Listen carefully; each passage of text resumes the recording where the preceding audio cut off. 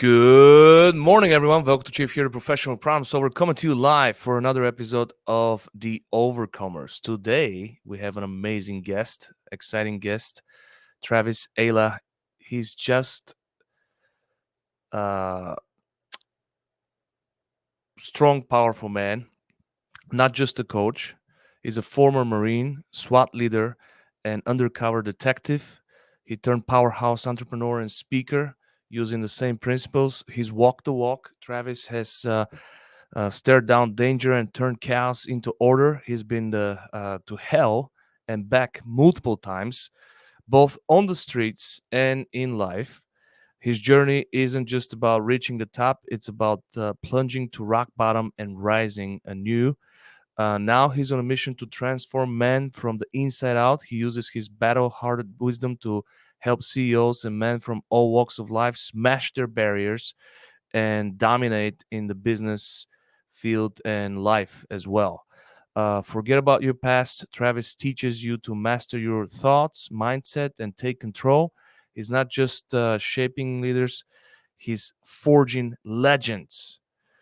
It's a real treat to have Travis with us today. He teaches the art of turning pain into power, chaos into order, and every defeat into win. Without further ado, I'd like to introduce you, Travis Ala. Welcome, Travis. What's up, buddy? Thanks for having me.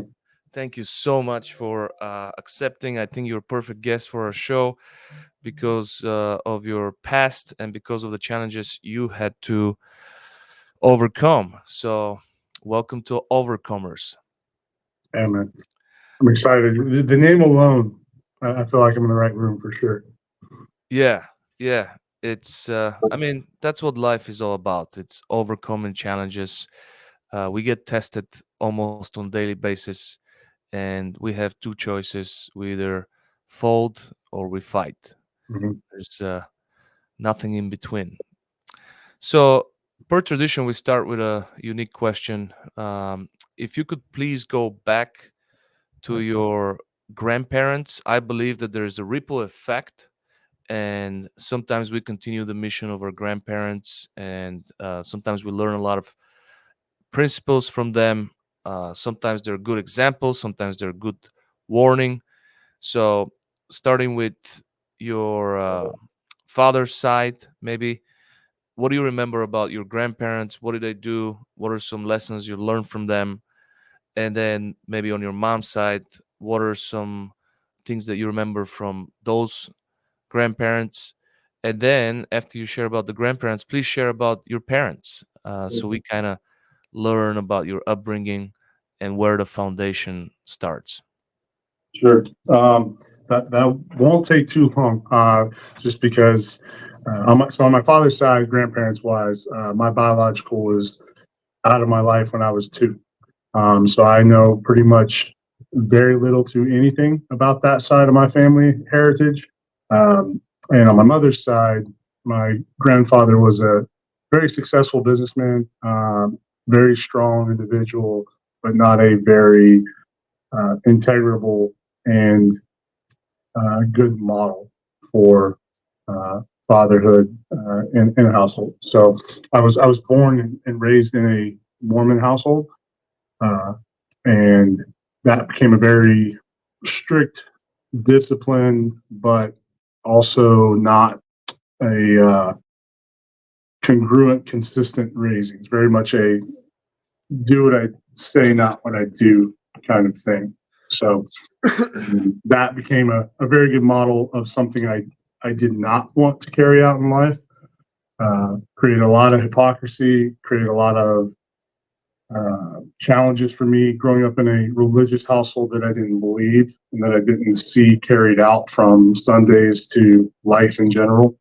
So that created a lot of questions more than answers, and a pursuit of what followable excellence or even fatherhood looked like, and what a male figure in your life is or is not capable of depicting for you.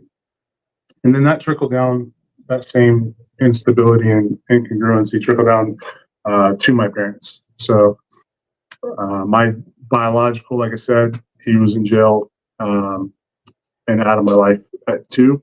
And I had no relationship with him my entire life until about 2013. He finally got out of prison.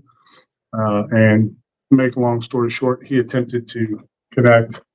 I went through a season on whether or not I wanted that to happen. And before that season came to a complete decision, he actually committed suicide by kneeling down on I-10 and letting a semi hit him. So that brings that full circle. Heading back to my mother, when my biological exited our life, I had a younger sister, 2 years younger than me, and a half brother that's about 9 years older. And my mom went down a path of trying her best to find the right father figure. Multiple divorces and marriages thereafter. Most of those men were abusive alcoholics, and they just continued the repetition of the model I already had in a grandfather that was not pursuable in my mind. And pretty much covers my parents. It changed a little bit when I was 20. Let's see, it changed the year escapes me exactly. It was more when I was about 15. My mom found the man that I actually called Dad. Ala is his last name. Actually, I changed my last name to his when I turned 18. I went to the courts and did that myself because that was the name worth carrying out a generation, right? So that was the moment I had a male figure in my life from a father standpoint. Obviously, up until 15, plenty of life has happened, and I kind of already established what I wanted to be as a man growing up, or what I thought was right and wrong. But he definitely helped create some framework and pivot the trajectory some. So Wow, you've been through a lot, so it does make a difference. Our parents are somehow subconscious model of what we attract based on yep. what your mom was going through. And a friend of mine actually experienced similar suicide. He was the driver of someone who jumped in front of his car. Mm, And without being judgy, it's very unfair to take your life this way because you're also dragging one more person yeah. into this act of suicide. And because my buddy, he had to go through 10 years of self-healing. He Mm, left to Europe and just had all kinds of different experiences just to overcome the guilt of what happened to him. yeah. And he wasn't planning on doing that, and just happened to for someone to jump in front of his house, in Yeah. front of his car. I'll, So I'll challenge that a little bit with the aspect of it's definitely it's the most selfish thing that anybody can do. Just take it a little step further, what you said, because it doesn't it has a domino effect for more than one person, right? The families that are involved and everything thereafter. So I've been challenged in life with plenty of events. I won't say I've never thought about it. We're human. Thinking about suicide and considering suicide are two completely different things. And I've thought about suicide plenty of times in my life. But it is by far the most selfish act a person can commit. And that alone and the value that I put in people and relationships and knowing the effect that that has, very big ripple effect, has been easy to filter those thoughts out. But yeah, you're nail on the head there. yeah, especially dragging somebody else into it and affecting their families. So, what is the first conscious moment that you remember in your life? When were you uh, fully aware of your existence? Like, how old do you think you were? If you have to recall the very first moment of Travis, of self awareness. That's tough one. Very first moment. Um, they're a little muddy together, but I would say the very first moment is probably um, I remember and our brain does this thing of pushing aside the negative most of the time. So if I dig, plenty of negative comes up, but the first positive that overtakes that would be my grandfather had a lake in Centerville, Texas, and he would take us on occasion when my mom would beg him enough. And I remember going out with my sister pretty often, but specifically, I can remember the first time going out and fishing on the lake and shooting squirrels and things like that. I think I was maybe 8. I don't remember too much before that age. You've deleted a lot of those memories. Yeah, And by the way, are you on your phone? I am. Do you have earpods or something like that by any chance? Just and are you sure that you have your Wi-Fi on, or you're Yep, doing? Okay, perfect. I have all that. The video is not terrible, but the audio could be better if you have earpods. If you don't worry about it. I do in the car, maybe. I'd have to go grab them. But is it any better if I get closer? Yeah, if you're closer, is better for sure. Okay, no worries. So yeah, how was school, high school, and just those years? Did you have any? Um, they they rounded out who I was to be able to be who I am in the future for sure. I moved every 2 to 3 years, so I was always a new kid. That created the ability to kind of become a chameleon and make relationships and kind of get over a lot of things pretty fast.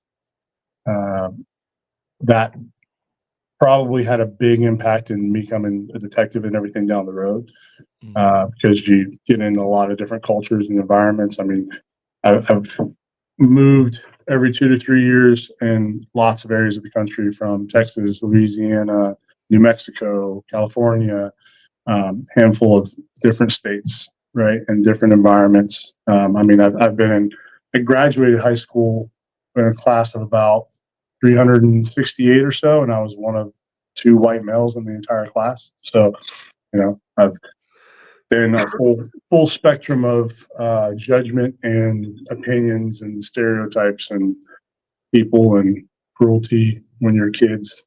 Goes a lot of different ways, and when you're new that often, you find yourself in fights a lot too. So Yeah, moving so often made you an expert in reading people and their micro impressions and how yeah, authentic they are and noticing danger. And back in the day, there was a lot more bullying. I mean, right now, bullying is on the internet, so yeah, it's keyboard warriors. But back in the day, it was mostly it happened in front of less people, but it was more physical than it is now.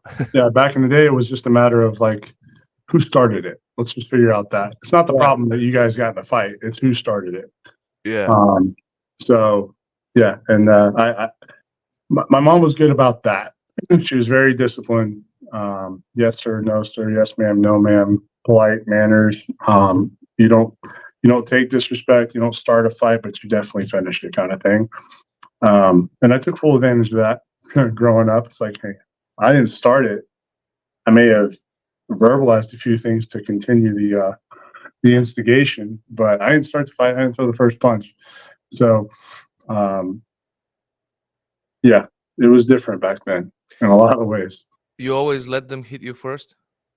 Uh, or yeah, at least swing first. They may not necessarily hit me first, right? Gotcha. But yeah, That way you're clean. It's yeah, self-defense. I used to do that too. I've been knocked out a couple of times. Then at some point of my life, when I carried a lot of anger, I started hitting people first. mm. Now I try not to fight at all. You know, sometimes I miss it. So, It takes more strength not to. That's for sure. but I think it's wise in my age to avoid it and be the bigger man.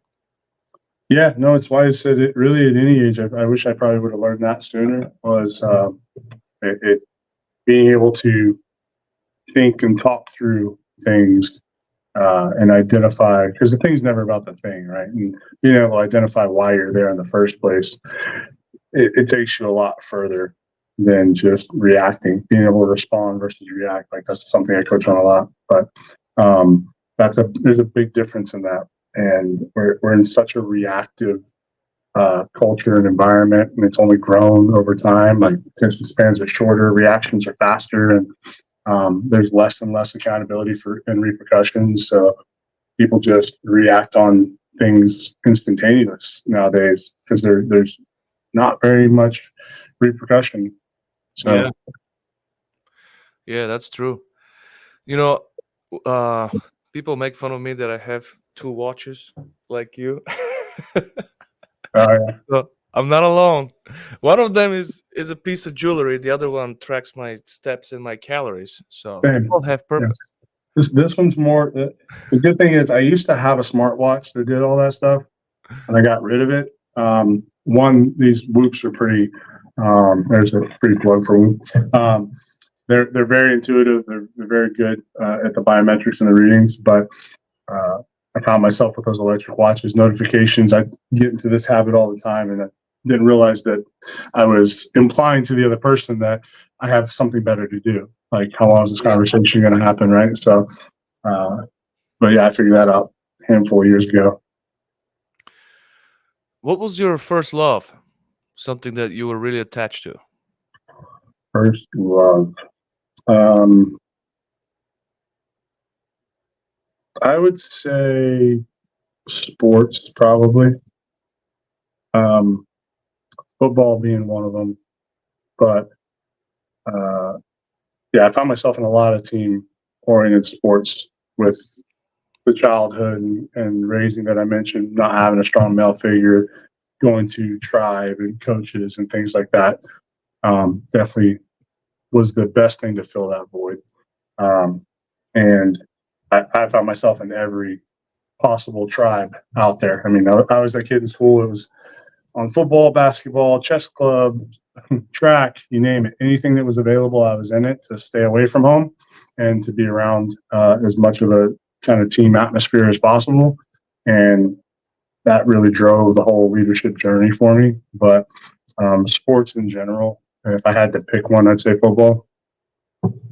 But what position did you play?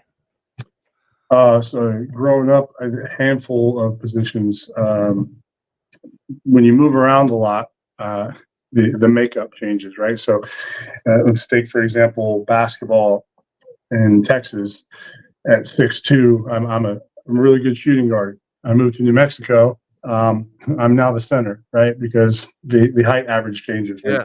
You're not a center in Texas, in Houston, because your centers at freshman year are like 7'2". So with that being said, moving around so much, I found myself playing quarterback, linebacker, tight end, wide receiver, pretty much. That made me very good at a lot, but probably not great at any one, just like most things in my life spanning that time period. But I'd say my favorite position to play would have been receiver or linebacker. And a lot of times I would double up and I'd play both sides. I liked being able to compete and outthink from a route perspective and trying to outshake my opponent. And I was pretty quick. On the flip side, defense-wise, I just love the excuse to hit people. So Yeah. Who's going to play Super Bowl this year? So sports being a big vice of mine, once I got into entrepreneurship, I started realizing how much time I had to cut. So I've cut all sports except NFL, and I've been a Cowboys fan since I was yay big. So to be honest, I couldn't tell you who's even in the running anymore, because once Dallas does their thing every January and gets, out, I stopped watching football until the Super Bowl. So I haven't even watched a game since Dallas did their typical disappointment. This year was particularly painful, huh? It was very painful. Yep. And I have a lot of players that come into one of my locations that I have a couple of recovery centers and whatnot, and I live at the Star, which is where their training camp is. So I have a decent network out here. So it makes it even more painful when you're that much closer to it. But yeah. There's So always next. I don't know. I would. Who is in the running still? Is Ball? I think Detroit is the Yeah. last one I was looking at that I would like to see, just because I like the story there. Would love to see them finally get in there, but I think it's yeah, the 49ers, the Lions, the Chiefs, and I'm not sure about the third team, but it's those three for sure. yeah. Are the Browns still in it? I'm not sure about the. Yeah, I think Detroit is what I'd like to see. Yeah, that would be refreshing. They've been sucking for many years. Yeah, So, how do you stay active? Do you still play sports sometimes, or? yep, yep. I can't start my day without movement. So I've got the gym as far as weight training goes. I get involved in a lot of different hard things with. I've got some friends that are American Ninja Warriors. I've got some different athlete friends that I'll hang out, and spend time with to kind of challenge me in different things. I like to get challenged often. I still play pickup basketball every chance I get. I spent most of my life a very skinny guy, so like I was on average like 160, 165 most of my life. So this bigger frame that you see took time, and I played a lot of pickup ball in between so that I didn't lose that kind of mobility and agility and whatnot. So that becomes kind of like my cardio aspect of it, because I hate cardio. Yeah, me. But yeah, I find ways to stay active. Yeah. I play soccer 3 times a week, and it's really in my zone. Like when I play, I don't think about anything Yeah. in the game, so it's really helpful. A lot of people meditate and Yeah. relax. That's my actually That's your escape. right. It's my sense of strategy for rest Yeah. when I'm playing the game. Nice. So, what do you think are the three biggest challenges that you had to overcome in your life? If you have to rate them by um, the most intense. Most intense challenges. Um, that childhood of, growing up in abusive alcoholic homes, watching my mom not be treated the way she deserves, but also, in retrospect, I can see it, and at times I was able to see it. Watching her make sacrifices so that her children were, provided for, and that there was a male figure in the house. Um, Watching that struggle is definitely a challenge. There are plenty of memories that I have fighting stepfathers off of my mom, off of my sister, and off of my stepsister. I mean, I remember one night having to call the police, and I think I was 12, um, fighting my stepfather off of my sister and my stepsister, his daughter, while calling the police. Like that, those kind of um, occurrences were not so abnormal. So that's probably that whole span would be one very intense challenge. Yeah. And then going through life, making a pivot of what was modeled for me and just trying to fight against it. Right. So told myself I'm going to be different. Nobody in my family actually ever graduated high school, much less college. Even my younger sister, she dropped out her senior year.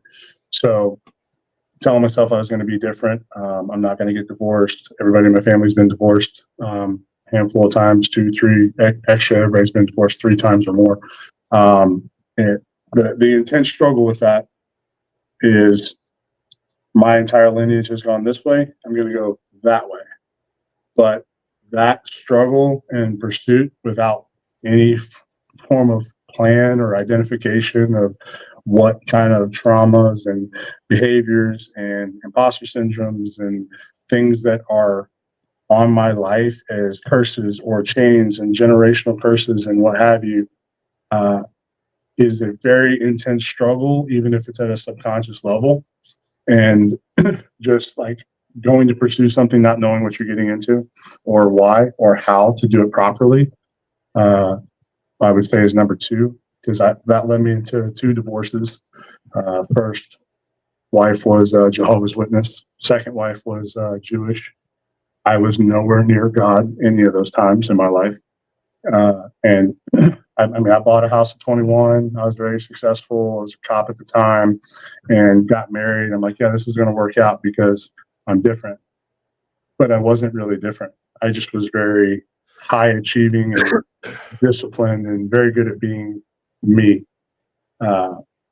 So not actually realizing, being aware, caring about, and addressing any of those problems that I brought with me, and what was modeled for me in a relationship, as a partner, as a spouse, all these things.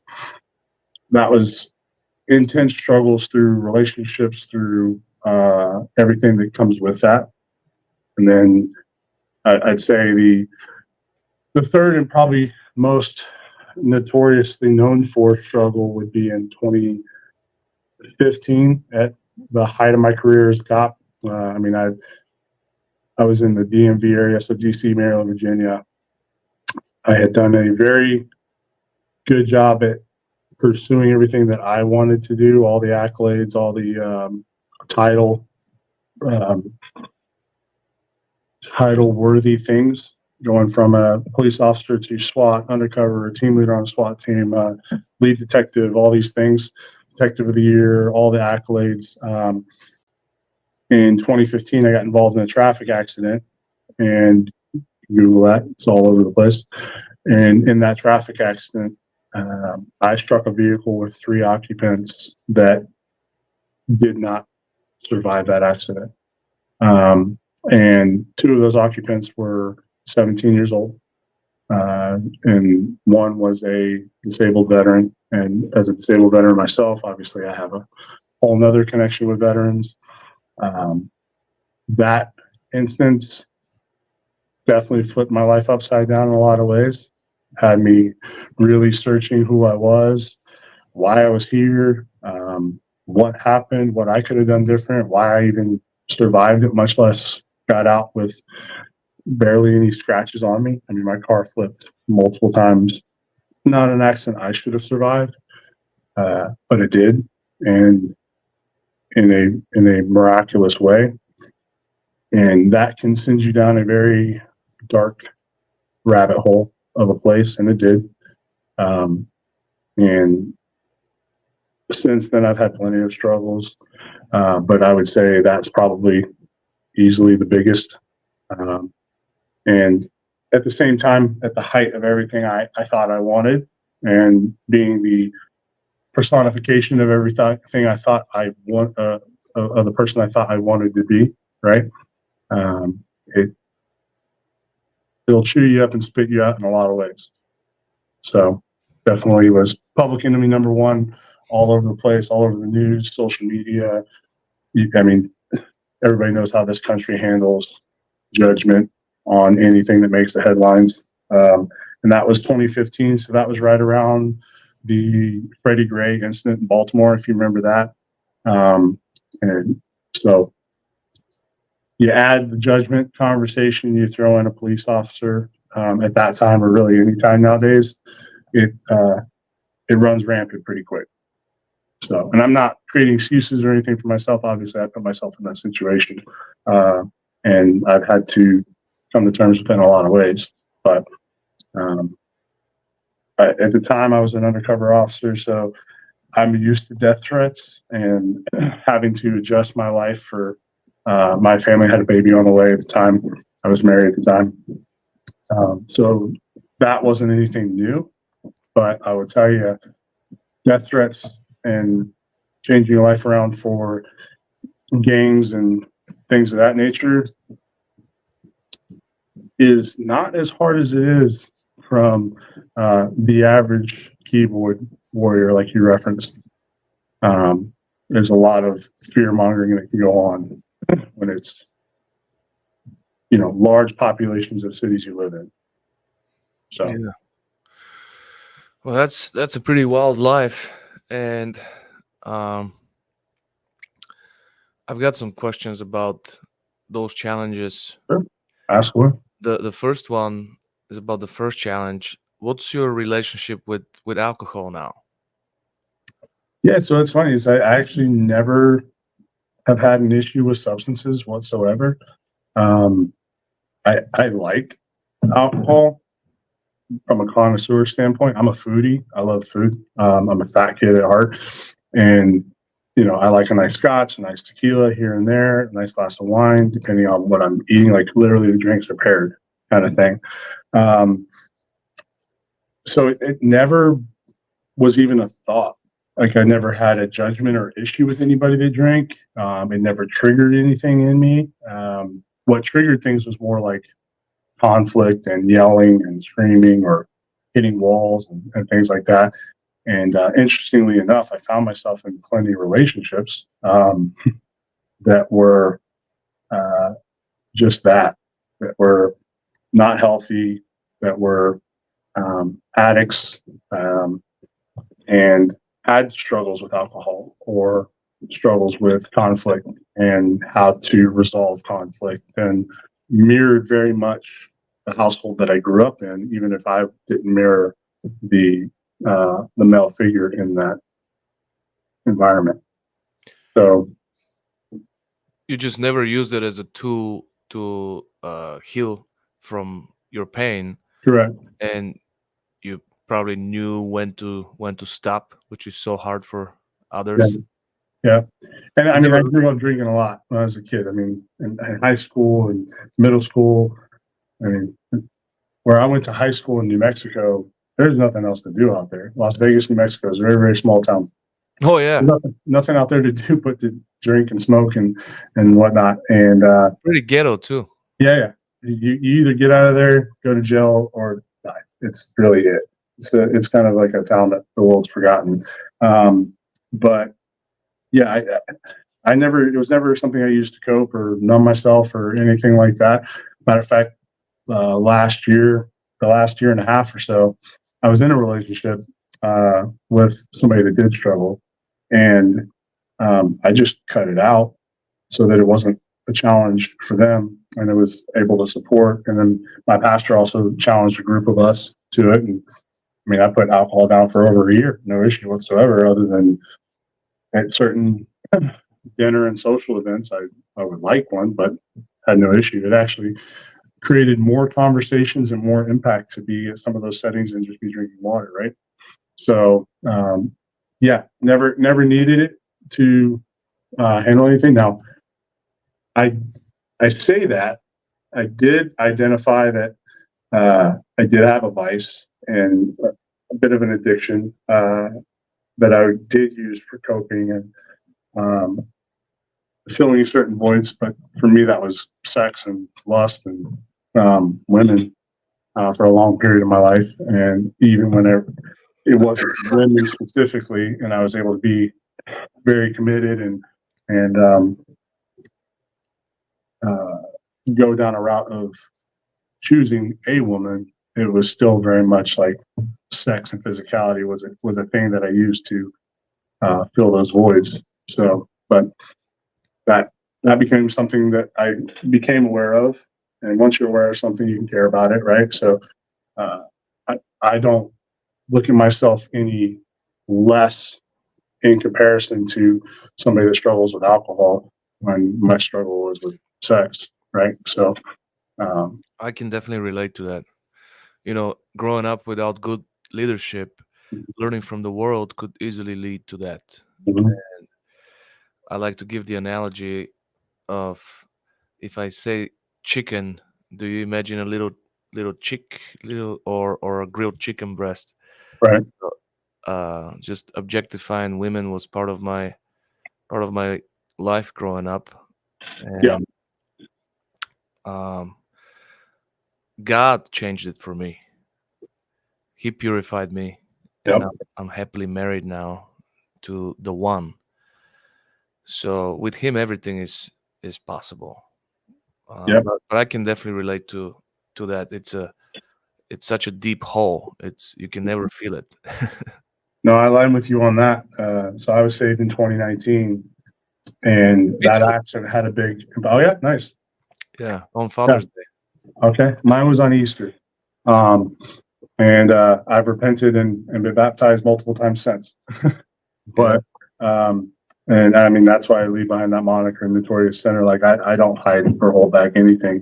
I can't, I can't coach men on being men nowadays uh, without putting it all out there because it's such a stigma to like stay stoic and keep it in and whatnot. And there's places for all that to run. That's controlling those things, but those things need to be addressed. You need to be aware of them. You need to know what those things are and navigate them. Uh, God released me from a lot of things. That accident is what pivoted me to really search for a relationship in God and realize that I was so focused on who I was and I needed to pivot and realize I needed to go search on whose I was and focus on that. And I'd say 95% of people that were having conversations, or input about what happened in the accident, it was about 5% or so that were people that, I mean, you really find out who's your friends and who your circle is yeah, in moments like that. People pivot real quick and are easily swayed to, oh, I can be popular by having a conversation about this in the negative, right? Now I become somebody that knows Travis and can talk about how bad I think he is. There were a handful that were the opposite, very much like if you knew Travis, just like you wouldn't be saying these things. But there were a handful of people like, man, you have a guardian angel. God's got plans for your life, and uh, that hit me and made an impact. But it was also like, why? I don't understand what you're saying, right? Because I was so far from that walk. But to the sex conversation, that was what did it for me too. That was something I had to realize that I had to surrender to God and let go of to get the favor on a relationship that I've been asking for and seeking for and knocking for and all these things. And I was blind to it for so long, thinking because I was doing everything so well in every other area, but in my relationship, I wasn't bringing God in as deep and as centered as possible.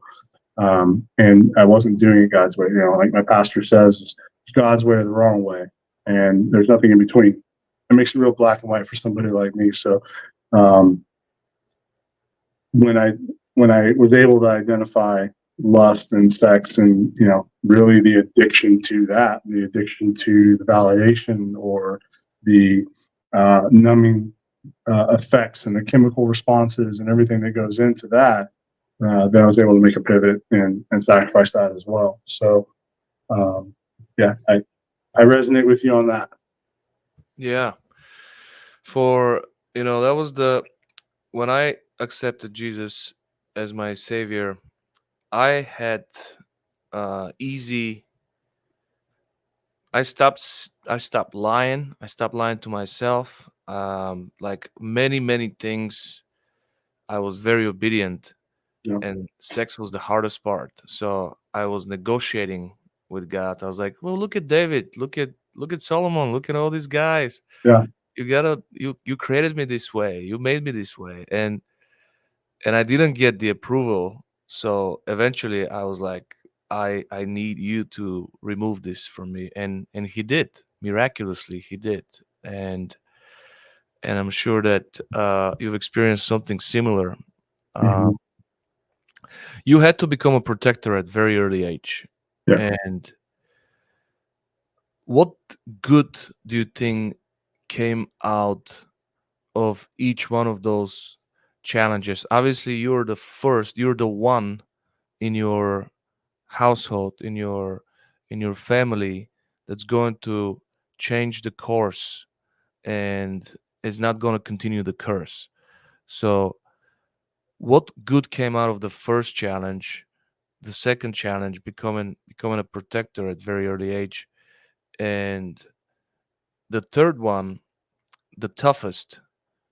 You had to deal with some guilt, what ifs, Mhm. some regrets. And at some point, probably the question why had to change to what now. Yeah. And just take us through this takeaways of, out of all the dirt and darkness, there was light in all of that, and there was something that was bridged to the broken person you were and the stable person you are today. Yeah. So from each one of the challenges, what do you think was the jewel, the light, the seed Mhm. that helped you become who you are today? Um, I'll say they center around judgment, fear, faith, um, and everything that goes into that kind of trinity of experiences that you struggle with, you negotiate with, that gets pressure applied from society, circles, friends, family, all the above.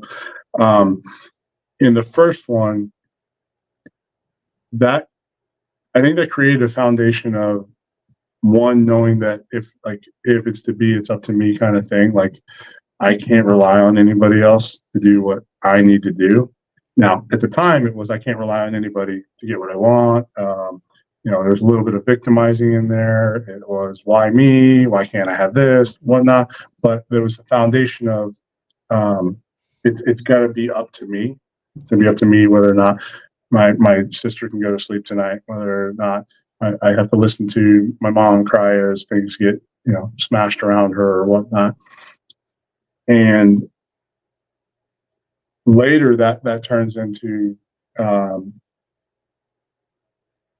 really helping frame out God's purpose for my life and what He's called me to be. But at that time, I think realizing that I had to focus on me and find a way to solve anything and everything I wanted.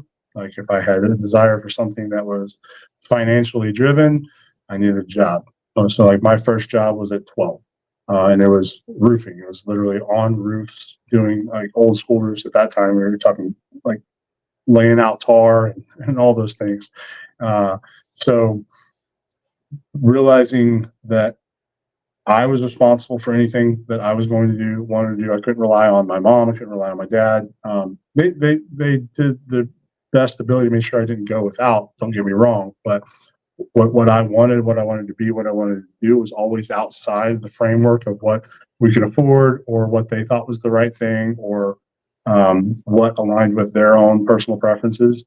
So there's that, and then there was um, the lack of fear that I started to gain over time from judgment and from defense. Right, like my whole life was you can't be 12 wrestling with a 45, 47-year-old man that's drunk off his, butt, fighting your mom and your sister and your stepsister.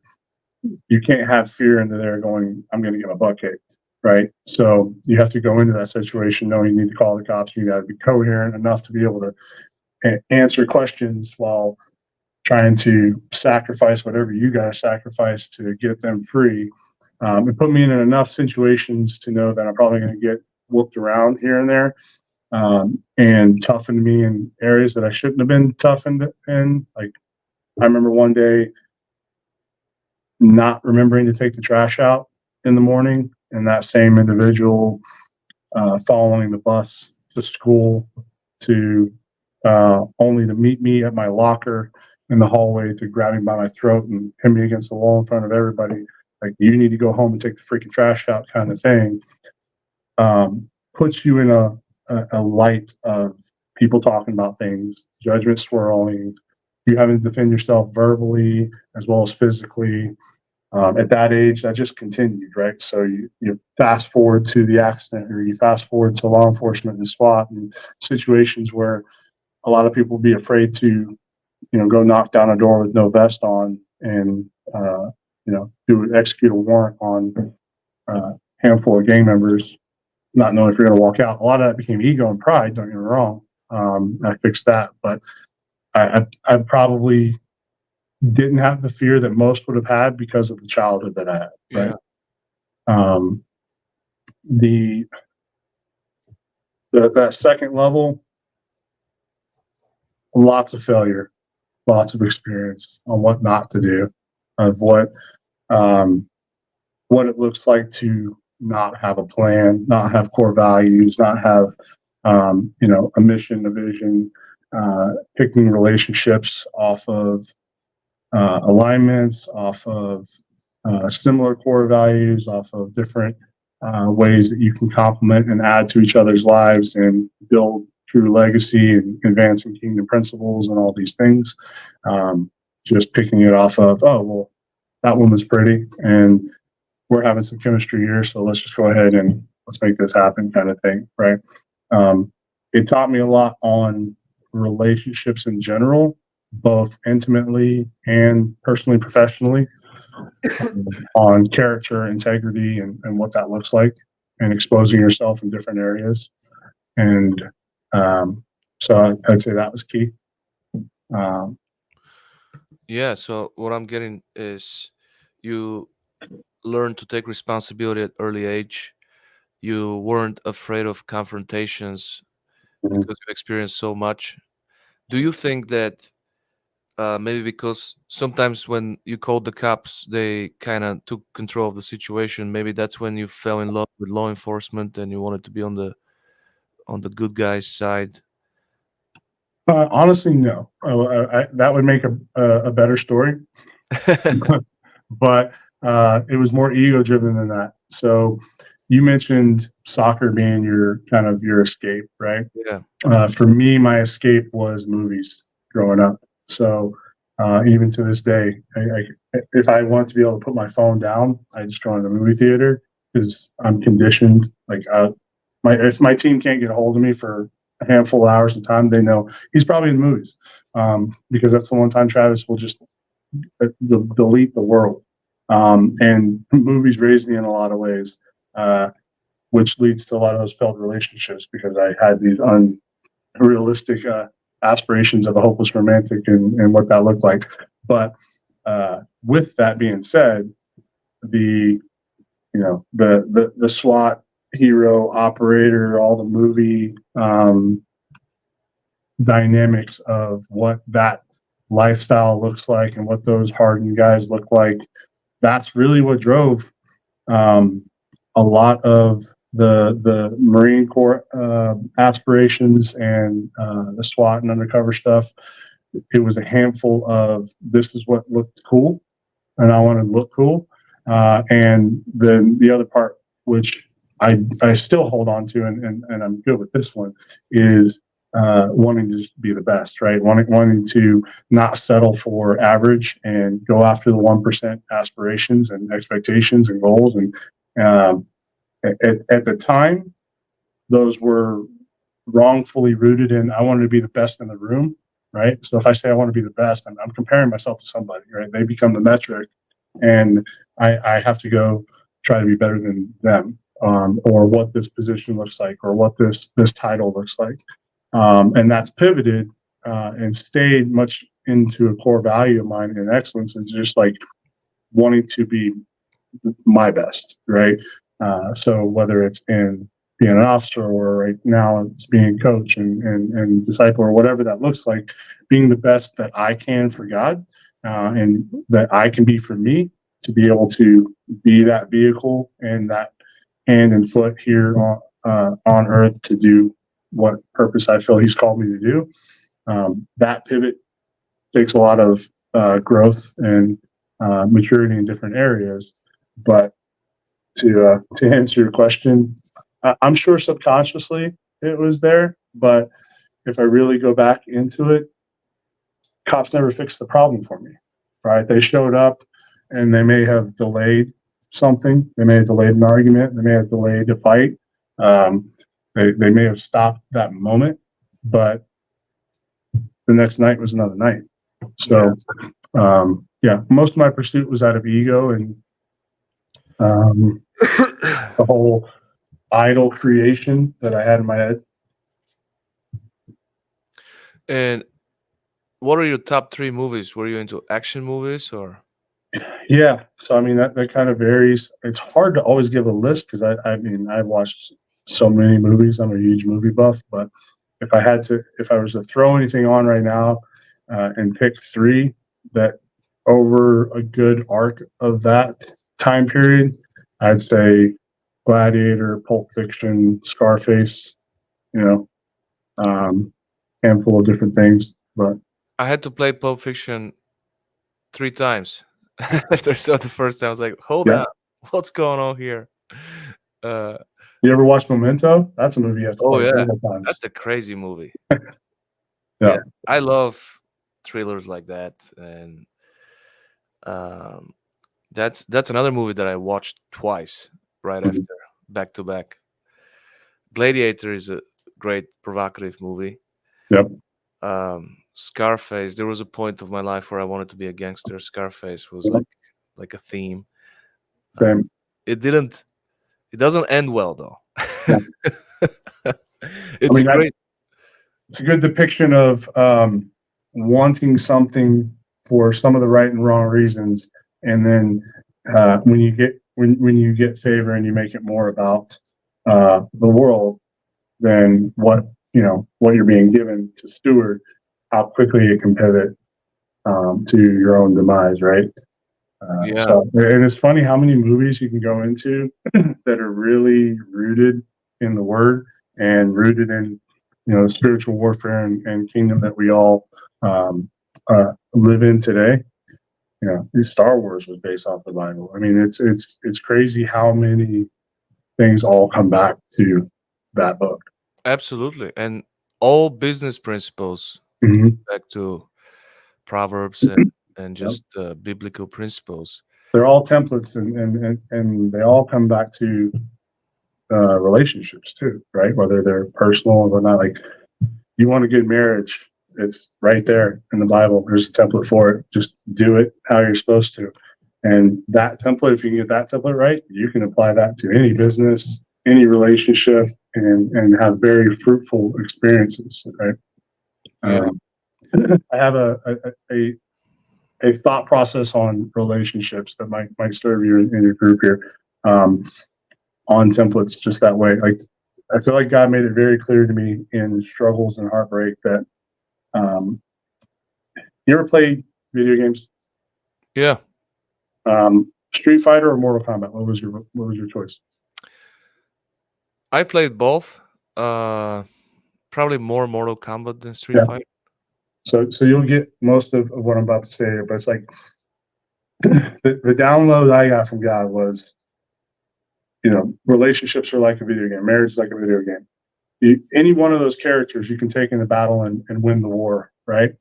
They all look different. They all have different traits. All have different benefits and strengths and weaknesses to use, but they're all completely capable, right? A lot of time we play those games, we just pick a character and then we button mash like crazy, and then we maybe win a few battles and then we start over. And what do we do? Oh, I'm gonna try a new character now, right? Hmm. Oh, I'm gonna try this character now, right? And we just keep going and we keep button mashing. Same in relationships. A lot of times we're like, well, it's not working with this one. This one's prettier. This one's got this, whatnot, what have you. I'm gonna go try it with this one. I'm gonna go try it with this one, but we're still just mashing buttons. Now, you get to choose the partner, right? That you get to go in the battle with, and the inputs create the outputs, right? Yeah, So if you choose any one of those characters, like, this is the fighter I'm going to use to go into battle with, which is very much how you should choose your partner in life, is who could you go to war with, right? Because that's your relationship, your family, your business. It's all going to be under attack if you're rooted in the kingdom, and if you're really after what God's got called on your whole legacy, right? So if you choose the partner, the character that you want, and you keep button mashing, you'll win a few battles, but you're most likely not going to win the war. But if you pull the moves list out, right? Like, here's your special moves. Here's that this character can pull off that no other character can.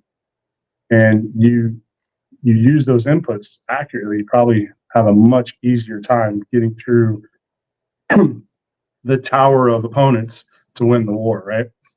So, but back to that template. If God says to execute this move, you need to go left, left, right, B, and we negotiate with ourselves, but hey, man, I mean, that looks great. I was button mashing before. So what if I go left, left, right, A? 'Cause I would prefer to go that way, right? I would prefer to live together. I would prefer to have sex before marriage, whatever. Guess what?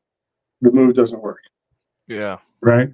So you still get pretty far in the battle, but you're not winning the war unless you use the template the way the template's created, because the game's already set. It's already, the outcomes are already there. The characters already have been given their traits, their specialties, all these things. You don't get to change them. You can either use them as they're designed and what they're good at, and how the inputs are there, or you can do it your way, right? And I feel very much that's how our lives are, and how God tries to give us the template to a very fruitful life and marriage and family, and the way He's already laid it out for us. Like, hey, dummy, I've already got the cheat sheet here. Just follow it. Yeah, but it looks hard. It is. Not doing it is hard too. So just choose your heart, right? Something my pastor told me a long time ago. It's been very can't prove it wrong. Yeah. I was really hopeless, just because growing up only considering girls that I was physically attracted to, Mhm. and I just never had a real relationship with a girl, like a real friendship, real connection. And I had a child with a woman that was really toxic relationship. I love my daughter to death. Mhm. It's she's amazing. Her mom and I just didn't get along very well, and after that I had a rebound relationship, and then I went on exploration again and just had many short-term Mhm. experiences, and I thought I was having fun and enjoying myself, but at some point I felt I was in deep darkness. Like, there's in the spiritual realm, you actually, this is like the most intimate thing you can do, and you carry these people's energy, and it's just, they call it unclean soul ties.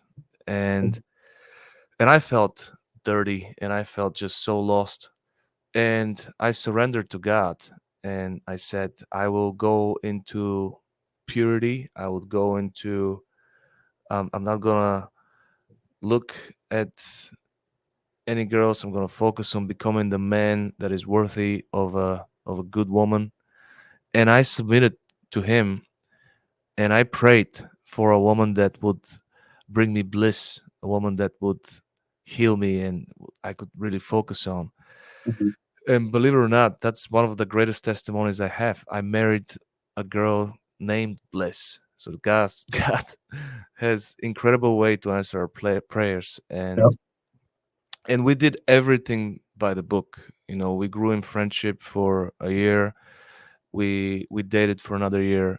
We never crossed the line, and we established our belief system, our just ideology, family values, parenting, financial thermostat, vision, mission. We went over everything. We were Yep. dating for marriage, and sex is the easiest aspect to adjust. And the world has it all wrong. It has it. I compare it with food. If Yep. you start with a bucket of ice cream, you're not gonna want to try the caviar and the antipasto and all the great appetizers, because you're already full with the sugar. And the experience is so good when you go through all this, like a 12-course meal, that at the end just a scoop of ice cream is enough. Yep. You don't need the whole bucket.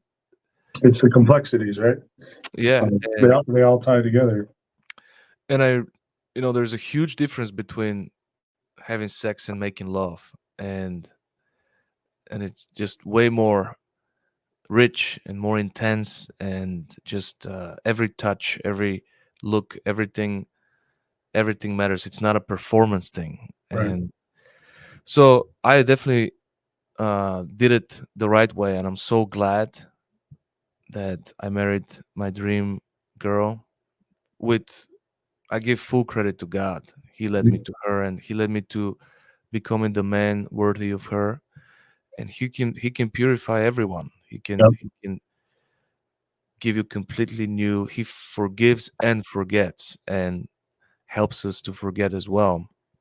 And that's why I love what you said about the past in the introduction. I was mentioning that you say forget the past. So what are some practical tips, because we know depression comes from living in the past, anxiety comes from living in the future, and all we have is right now. What can we focus, what's the next thing that we must do so we can get to the ultimate and elite version of us? sure.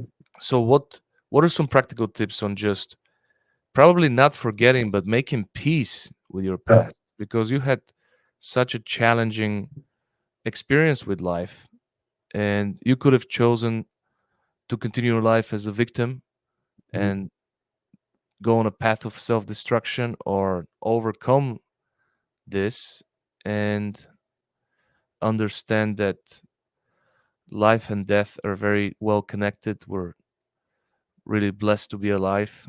We don't know for how long. So how do you put the past behind you and make peace with the past? sure.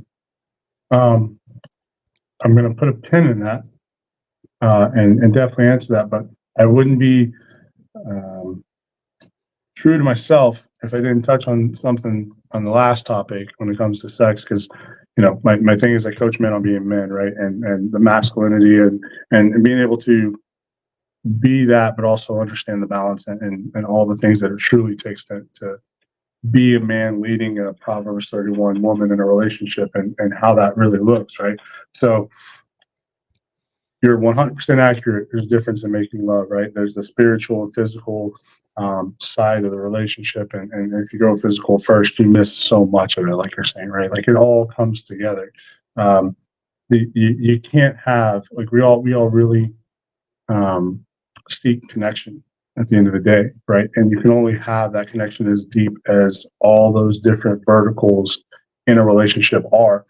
Um, but I will say, like, there is an aspect to a relationship where human beings at the end of the day, and there's a lot that we desire, and a lot of it is very close emotional making love, right? And then there is the act of very passionate sex as well, and there's a desire and need there that is okay to address, and that both men and women need and want. And if you stay in any one or the other too much, it's not healthy for the relationship either, right? It's a growth aspect that we get to spend the entire journey of our relationship on. So I say all that to say, for the men that are listening, it's like, hey, I love making love with my wife, and there's that piece of it, but there's also this piece of it that not a lot of people like to talk about. That piece of it, um, with the spiritual connection and with getting to know your partner as your best friend and whatnot, because that is what provides the safety and security to be vulnerable, and for our partners to know that, like, when we do pivot off of just making love, that they're safe and they're secure, and they know that it's still coming from a place of passion and love and care. It's not just an act, right? Yeah. It's not just checking a box and trying to have an ego driven self-fulfilling act, right? So I just wanted to add that in there. Yeah, I mean, when there is friendship and respect and trust established, it's just way easier to adjust to how you like You get it. to explore everything, right? Right, you can explore everything. There is trust, there is protection, there is just Yeah. uh stronger connection, where sometimes after you have sex with somebody that you don't have this relationship with, it feels unclean at the end. This is a stranger. Yeah. And it's just um When all those other areas are covered, you can have as much exploration as you want, and nobody feels unclean, right? Right. So it's a magnitude of experience that comes and fruit that comes with a relationship when you do it right. So But I as say all far that to say because people have different perspectives of who God was, who He's called us to be, and what that looks like. Do I have to be this khaki wearing Christian individual, right? Or can I be this very rough exterior person that is like okay with having the conversation? Like, God's called us to be warriors in the earth. There's so much more to the Bible and to the stories and to who He's called us to be, right? Like Notorious Sinner, like for me, that comes from the fact God rolled with notorious sinners. If you go read these stories and who these men were, like we're soft compared to oh yeah, what some of these men, the lives they led, that God was able to redeem and save and use for good works in so many different ways, right? So I don't want to hang up there too much, but there is a manly side to the conversation of sex that both men and women appreciate. Just want to make sure that men know when you do it right and you earn the respect of your lady, and she can feel fully comfortable in any environment with you, in any position with you, whatever that looks like. yeah, Then you can go and do those things. Otherwise, they become the things that fragment, create shame, create guilt, create unclean feelings, and start to let the enemy really get in and sever that relationship that God could have been trying to work for his good. So, yeah. Oh, I um, agree, 100%. She must feel safe with mhm, you, and you can change sex. You can grow that relationship, but yeah, it's almost impossible to change someone's character or someone's belief or someone's yeah, ideology about life or financial thermostat.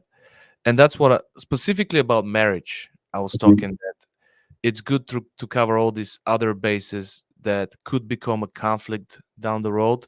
And because of sex, our vision is blurred, and we could have an addiction for it, yeah, and live and suffer because of our addiction, yeah, and oversee those other aspects that could reflect on parenting and raising children. And I mean, imagine if you marry a communist and you're a capitalist. mhm, Eventually you love the sex is great, sure, but then you say, hey, I want to build this empire, and she says, well, money is evil, you're an evil man, and that's hard to fix. yeah.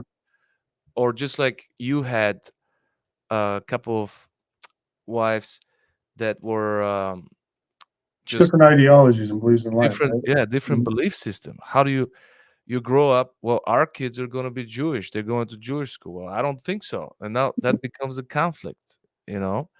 Or the Jehovah Witnesses, what was the main thing they don't believe in heaven, right? Something like that. Honestly, I couldn't really dive deep into that because at that point in time, I didn't believe in anything. Right, So right. I didn't really care what they believed in. Yeah, Um, there was so something significant that they don't believe in, yeah. and it's pretty sad. Like I've heard, and I'm like, oh, that's a very hopeless way to look at things. Oh, I'll tell you a separate. I mean, the Jehovah's Witness was a stripper, so you know it. Yeah, It's been a span as far as the life I've lived. I've sinned plenty, learned plenty, but yeah, no, you're right. Sex can always pivot and change. I would challenge men to know that, like, as fun and great as it is, it gets boring if you can't change it, and you can't change it if there's not safety and security there, because it's very much an act of feedback and communication and knowing like what each other likes and wants to try and whatnot. And those are conversations, especially in today's world, like that many don't feel comfortable having with their partner. No matter, you guys be married 5, 10, 15 years. Be like, have a conversation. Be surprised how many husbands I'll talk to about, have you asked your wife A, B, and C? It's like, no, I don't know how to ask her that. It's like, you've been married 8 years, man. The fact that the reason is because you guys don't have the connection. You don't have Right. the safety, security, vulnerability to just talk to each other about whatever it is. And I mean, I go through dating life that way now. It's like, hey, here's who I am. I'm gonna have all these conversations. If it makes you uncomfortable, cool. We're probably not going to be able to have something in the future, because if we can't talk this way, you can't have the hard conversations in the beginning. You're never going to have them down the road. Conflict avoidance, conflict multiplied, and it's just little pieces that get in there in the beginning. They grow and they grow and they grow. So, and then that just leads to divorce, right? Or leads to an unhappy marriage, or hiding and limiting yourself in so many different ways. But I went off on a tangent and completely got away from the question you asked, which I don't even remember what it was now. So you'll have to remind me. Um, I forgot too. That usually happens when men start talking about sex. It's like, I forget everything else. I think that intention is a big deal. Yeah. Like everything that starts with good intention leads to good results. It could take 30 years, but it does pay out. And everything that starts with bad intention will lead to shame and guilt and conflict at some point. So there's just a lot of marriages that start backwards. They start Yeah. with sexual attraction, and then we'll try to become friends, and we'll try to make it work and build trust down the road. And then we find some red flags in the character traits, and you can't. We sometimes think, especially as men, that we can change people, but if people don't want to change themselves, it's Yeah. it's an impossible mission. Well, they're empty calories at the end of the day, right? So, like, with the physical attraction, the sex, the connection, everything that comes off of, well, that looks amazing. Like, it's the window shopping, or the dessert, the pies in the dessert window or whatever. It's like, that looks amazing, cool, but the substance is not there, right? Yeah. So that can be fun, and the act of sex is fun. Both attractive people, great. That lasts ever so long. But the sex and the passion, everything that comes with knowing who that person is, knowing what they value, knowing how much iron is sharpening iron, that equal yoked feeling, like the sex that comes with that is like earth shattering, stopping time in Yeah. those moments. Like, I am fully connected with you because I know who you are and we are together, and the growth. And now I remember the question. The growth and everything that comes with that in the relationship is just, it's insurmountable. It's unrecognizable, and you can't compare it to anything, right? But so many people don't get there because they don't do the hard stuff first. So again, you Right. choose your hard. If you don't do the hard stuff first, you're going to have to do the hard stuff later. The divorce, the ghosting each other, the whatever. Like, oh, crud, I got a baby with you. I mean, I was just trying to have really good sex. Um, right. And now I have to realize that I didn't want to spend a life with you. So there's hard at the beginning or in the end. And going back to your question, that might be a good segue. I believe it was, how do you put the past behind you, like Right. when hard things happen? How do you pivot to be able to push forward and not hang Yeah. on to those anchors, right? That's right. It's for me, How did you do it? a lot of it was pushing through, and it didn't break the glass ceiling until I was saved, until I did figure out like whose I was and what God's called me to do, and having a purpose and knowing how I need to just be good with who I am, who God says I am. So there's lots of ways to answer this question, and I have plenty of clients that I'll get, and I will tell you, it's a very easy or a very difficult route. And I'm unapologetic about my faith. I lead with it, but I don't require it with any clients or whatnot. I will just say that even in the multiple businesses I own, like I've got employees that do or don't believe. That's not my decision. It's not my thing to decide, right? I'm just here to lead and live a life the way God's called me to, and that will have the impact it has. But uh, it is without a shadow of a doubt completely different on how difficult it is to get somebody that is not a believer, that doesn't know who they are in Christ, to let go of the past and focus on things moving forward, than it is with somebody that believes that can pick up their Bible and can read the Word, and look at something like Romans 8:28 that says God's going to work all things to your good, right? And knowing that really as bad, as dark, as difficult as it looks, it's because of the insurmountable joy that's not even comparable that God's got on the other side of this for you. So what's the lesson to learn? The funny thing is, as hard as it is for people that aren't believers to relish in that and believe in that and be anchored in that, those templates are what so much motivational stuff out there is for, right? Like, I could tell somebody, hey, Romans 8:28, go read it and get past what you're going through and just ask God, what do you want me to learn here? And start thinking and praying and writing down whatever you feel you need to learn in this season and in this moment, right? You're in a valley for a reason, but there's no such thing as a valley without a peak, right? And I could have that conversation with somebody that's a believer, they get it. I try to have that conversation with somebody that's not, they don't get it, but I can pivot that and say, just that last piece there's no valley without a peak, right? You just came out of a peak and now you're in a valley, you're going to have another peak. The duration of that valley is unknown.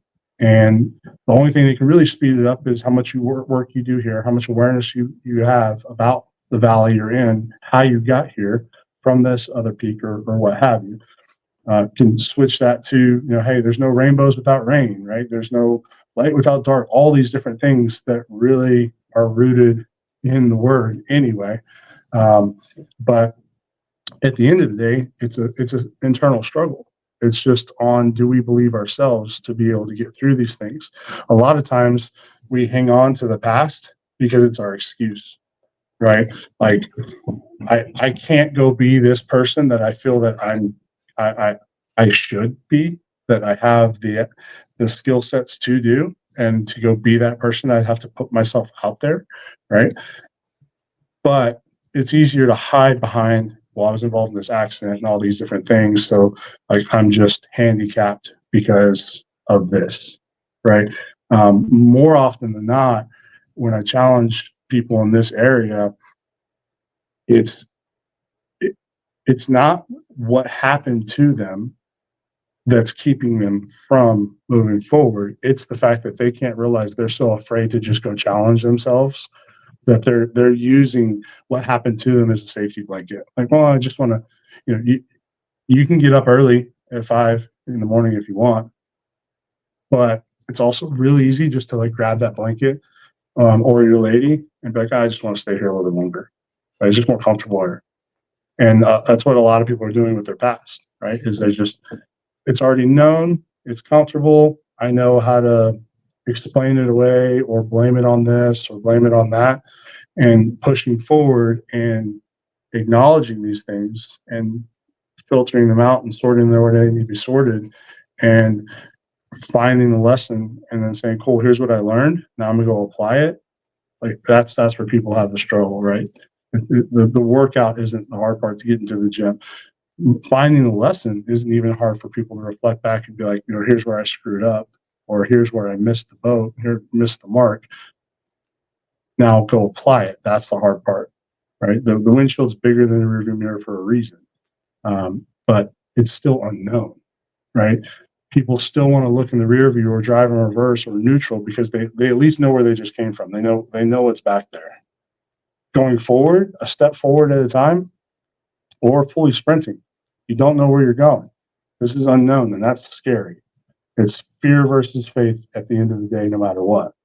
And more dreams are killed from doubt and fear alone than failure, right?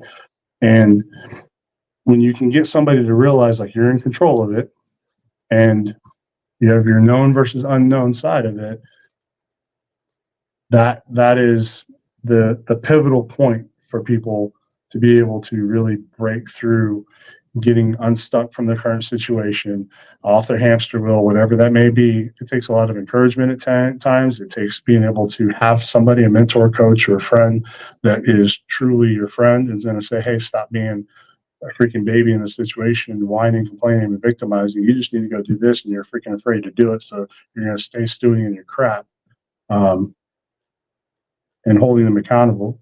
So, finding it in yourself to just challenge yourself that you're in the spot you're in because you're too afraid to go get out of it, and holding yourself accountable. That's where most people have the biggest issue, and there's a lot of easy ways to do it. It really comes down to accountability, whether that's your spouse, whether it's a friend that you trust, or you hire a coach like me kind of thing to hold you accountable. We all need it. I mean, I've got 6 different coaches and mentors myself, and I do this on a regular basis. But accountability and mindset are the freeing vehicles from those stuck positions. And if you're a believer and you're in the Word, you don't have a problem with those. Like, I mean, the Word's pretty specific. God doesn't give you a spirit of fear. So every time that you have doubt and you're like, well, I don't know about this, like, cool, that's fear. Move on. It says it right here. That's not him, right? So much easier for believers, but even then, the human process becomes a bit of a hurdle. But if that answers your question. Yeah, no, it does. I think that victim mindset is the worst prison Yep. that people could have, and um, most of the victim mindset people always have excuse, always complain about things, which is lack of gratitude, the Mhm. foundation of abundance, and always blame somebody else. So the opposite is to take responsibility and to be accountable, to own your problems. So That was a big thing my pastor challenged me with in like my last relationship. I went to him and I was playing victim a little bit. I'll be honest. It's like, hey, at what point in time do I get to blame this on this person? In so many words is what I was saying. And he's been in my life for a good 8 years or so. He's got plenty of fruit. And he's, Travis, you've grown a lot in all these areas. At the end of the day, that was a leadership issue, right? yeah, And because I'm so rooted in the Word and I know who I am and I know who God is, like, he didn't need to say anything else. It's like, nope, yep, I hear you. I understand that, right? Like, from when coaching men, there's one thing that I throw out often. And I'll ask you out of curiosity because you're a believer and you're very clear on this. What's the first sin that man committed? the man committed. Mhm. Was it murder? No, think all the way back to the garden. What's the first sin? By man, we're saying man and woman, right? You say human, whatever. Adam? So what was the first sin in the garden with Adam and Eve? What was the first sin committed, period, by them? We'll just say that. Doubt? So the actual act, what was the sin that most people recall or believe, Well, they listened to the enemy. right? And then what was the act? They they doubted God. And they committed a sin. What was the sin? Disobedience. What was the sin? They ate from the apple. There you go, right? So 99% of the time, if I ask the client this question, like, what's the first sin committed in the Bible? Well, Eve ate the apple. She bit the apple, right? Have you ever thought about this? There's a reason I have an Android. I'm just saying. I don't keep the enemy in my pocket. It's a So, bitten apple. Well, I also have an Android. yeah. So there's plenty of rabbit holes to go there. But so here's the crazy thing. I would challenge you that that's not the first sin committed. What is the first sin committed? Passivity. Being passive. Yep. Adam was there. Adam chose to not intervene and lead Eve to bite the apple. Wow, this is so deep because it happens so much. Like men fail to lead, and Correct. that's almost every man's problem. I have a men's group. I just had an aha moment. I'm sorry. Yep. We have my friend and I lead a men's group, and we want to lead 100 men to uh, submission to God and just make them. We fight for masculinity, for strong leadership, and Well, you and I need to get offline on helping with that. I can help with that. But continue. yeah. And I have a friend of mine, like he's a member of the group, and he's going through separation with his wife, and he's just whining and whining and whining, and I'm like, dude, this is all your fault. Like you're Mhm. not leading her, and this it's been the first sin. I just realized that, and it's Yep. all our fault. Like this is Yep. our job to lead. Yeah. It all comes down to it, right? It biblically speaking, right? He And actually obviously, blamed her. Adam said, "Oh, this woman did it. She, God, it's her." right? And had he led, biblically, women are only required to do two things. We get it so messed up in society. The woman's supposed to take care of the kids, or cook, or clean, or all these different things. These are the responsibilities of the man of the house. Like that's our responsibility to lead all these areas. All she's required to do, all our partner is really required to do, is honor and respect. That's Yeah. it. And if you're not giving her anything to honor and respect, that's on you, man. Like my We're pastor supposed to says, love them. at the end of the day, all that men need to do in life to be pursuant and receiving the favor that they need is give God something to work with and people something to respect, right? And if you go to back to the Bible and you go to passivity and all these things, like at the end of the day, if if you give your wife something to honor and respect, now granted, that's another conversation on whether or not she should be doing it regardless. This is it's a cycle, right? And no anyone is to blame because plenty of times we as men, we're human at the end of the day, right? We screw up. We're going to have moments where we don't lead well, and those are the moments that if our spouse is doing their part, they're honoring and respecting us regardless, even if they know, like, well, that's the wrong answer, idiot. We shouldn't do that. But hey, you're the leader of the house. I'm going to honor and respect it anyway. And then when you mess it up, then you can come ask me what the right reason is or the right solution. There's those moments that should exist and they will exist, but how we handle them really dictates that circle, and how we create those environments for each other. But yeah, it's all a leadership issue. And if you go to our country right now, it's a leadership issue, and it's a men leading issue. It's a masculinity issue, and there's toxic masculinity is a thing. But I would proffer to any listeners, like, the toxic masculinity in our country right now is in women, and them stepping out to lead anything and everything they can, because men in this country have submitted leadership. They have gotten away from leading and doing what they're called, and who they're called to be.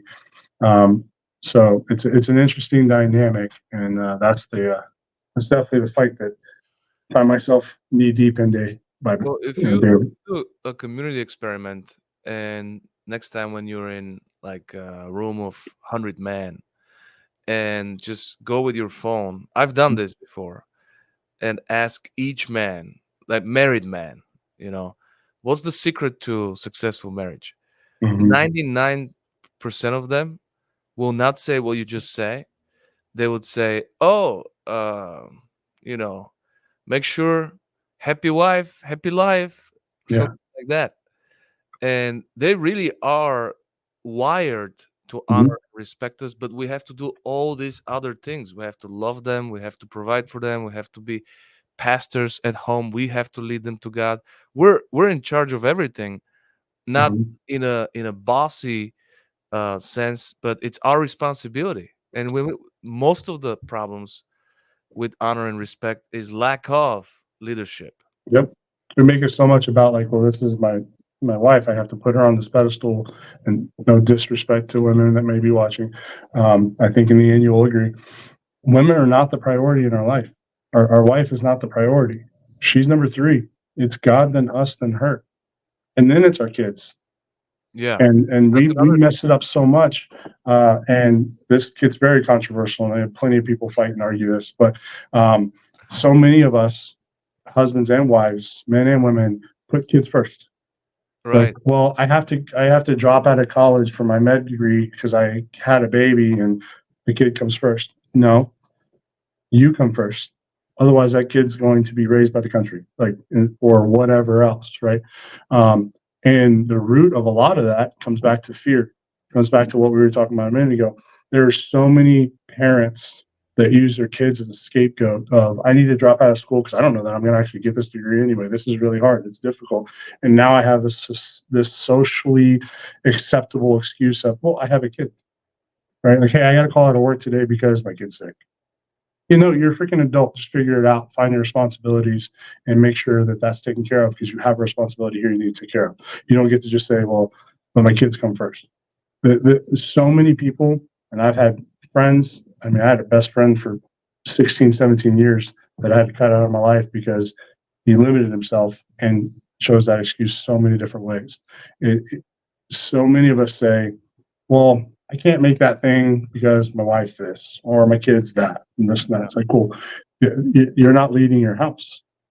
If you aren't being your best for God, then you have all kinds of voids. You've got it all jacked up. Your priorities are going to be messed up. How you can either support or serve your wife, which is a conversation, because most men, myself included, grew up in a household of financial support, whatever, this or that, and looked at their relationships as, I'm supposed to support my wife.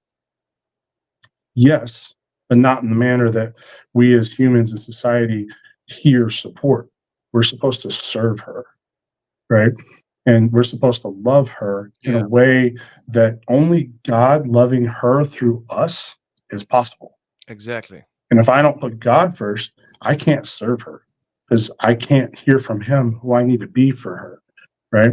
And if I don't put myself second, whether it's the gym, whether it's a book, whatever that may look like so that I'm at my highest level, then I can't show up for her, right?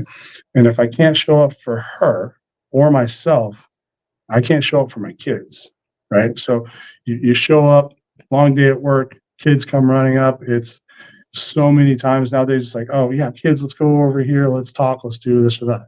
Instead of, hey, guys, love y'all. Give me about 15 minutes. I need to go spend time with your mom for a little bit, right?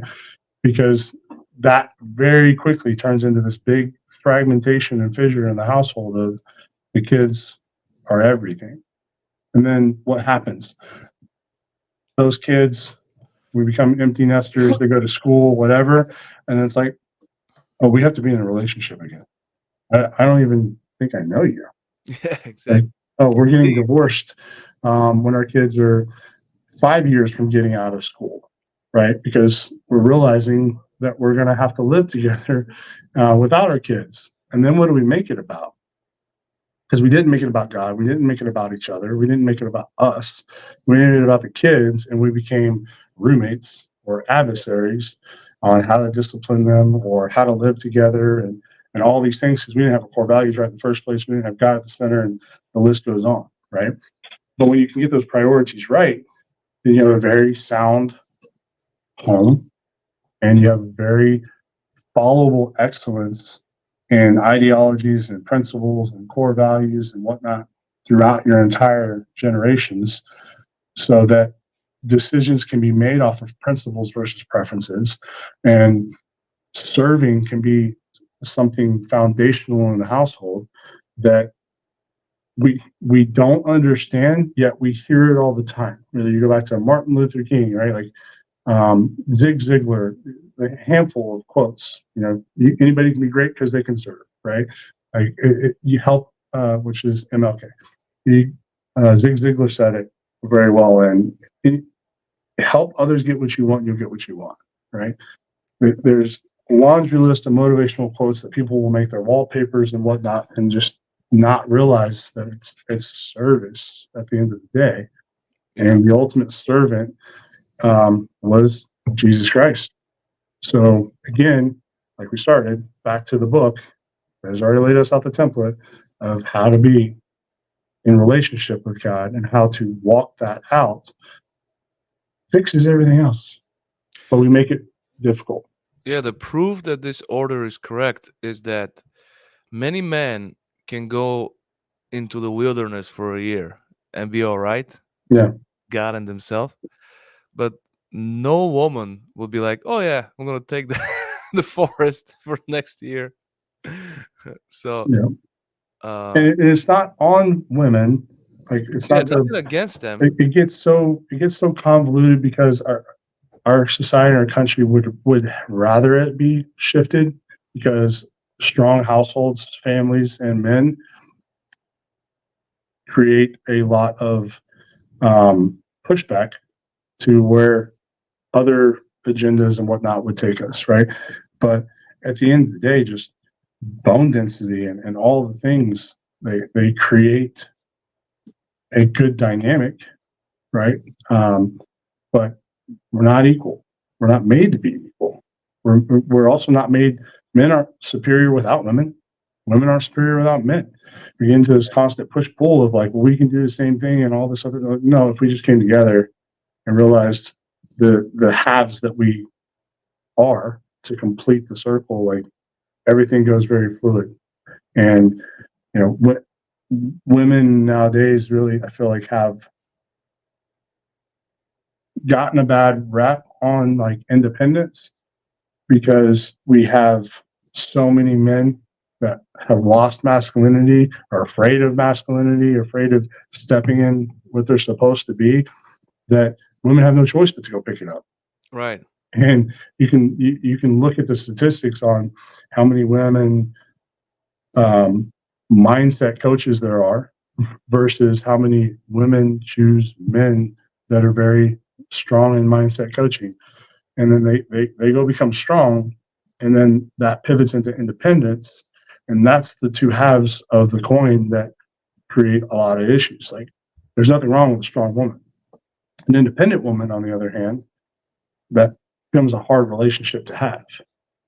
Yeah. Well, I think that the more men embrace their manhood and women embrace their womanhood, together, they realize how much better women are at certain things and how much Mhm. better men are at certain things. So it becomes this constant mutual love and respect, and like caregiving and other, like we are not as good as they are. No, there's a polarity to it. Like we all have a masculine and feminine side, Right. both male and female. There's a polarity to it that creates great chemistry and leading all those things. We throw it all out of whack like it's a freaking competition, Yeah, exactly. right? And uh, that is and has been running rampant in this country for a while now. It is truly a polarity aspect on pulling those two things together and uh, creating a unit. How do you think this is going to end? Because they work so hard, and this is just not in America. This is everywhere in the world. They work so hard. They removed the Dodge brand, for heaven's sakes. No more muscle cars. How far are we going? We got to fight for our muscle cars. They Yeah, finally nailed it. I mean, I don't know if you're a Mopar fan, I but they're am. they're nice cars now. Like if you drive these Mhm. uh new Chargers and Challengers, they're Mhm. luxurious, they drive nice, they don't break Yeah, as much as they used to, the and they finish is perform good. so well. It's an easy answer to your question, um, It's the and worst time to and get rid of them. yeah, um, and this is why my passion is where it's at, and I feel my calling is. This is going to go as far as men allow it to go. Yeah, I can't believe that we're doing this, that we're allowing them to remove, and it's not just cars, it's like No, literally everything They're gonna replace movies and any type of inspiration. Eventually, gym will become illegal. right? I mean, it really is ways to, um, and this may be controversial to some, but like it is feminizing our entire culture. It is limiting growth. Not that those two things are synonymous, just these are a handful of things that come into play. And when when when things are challenged, values, disciplines, growth aspects, it it takes strong leadership to challenge those things. And controversial or not, it takes a lot of masculinity for strong leadership, whether it's a male or female. You take a female that's very much high in her masculine versus her feminine, there's a lot of leadership that usually goes parallel to that. You know, we both grew up without super strong leadership, and we fell for some of the same traps that the world has prepared for us.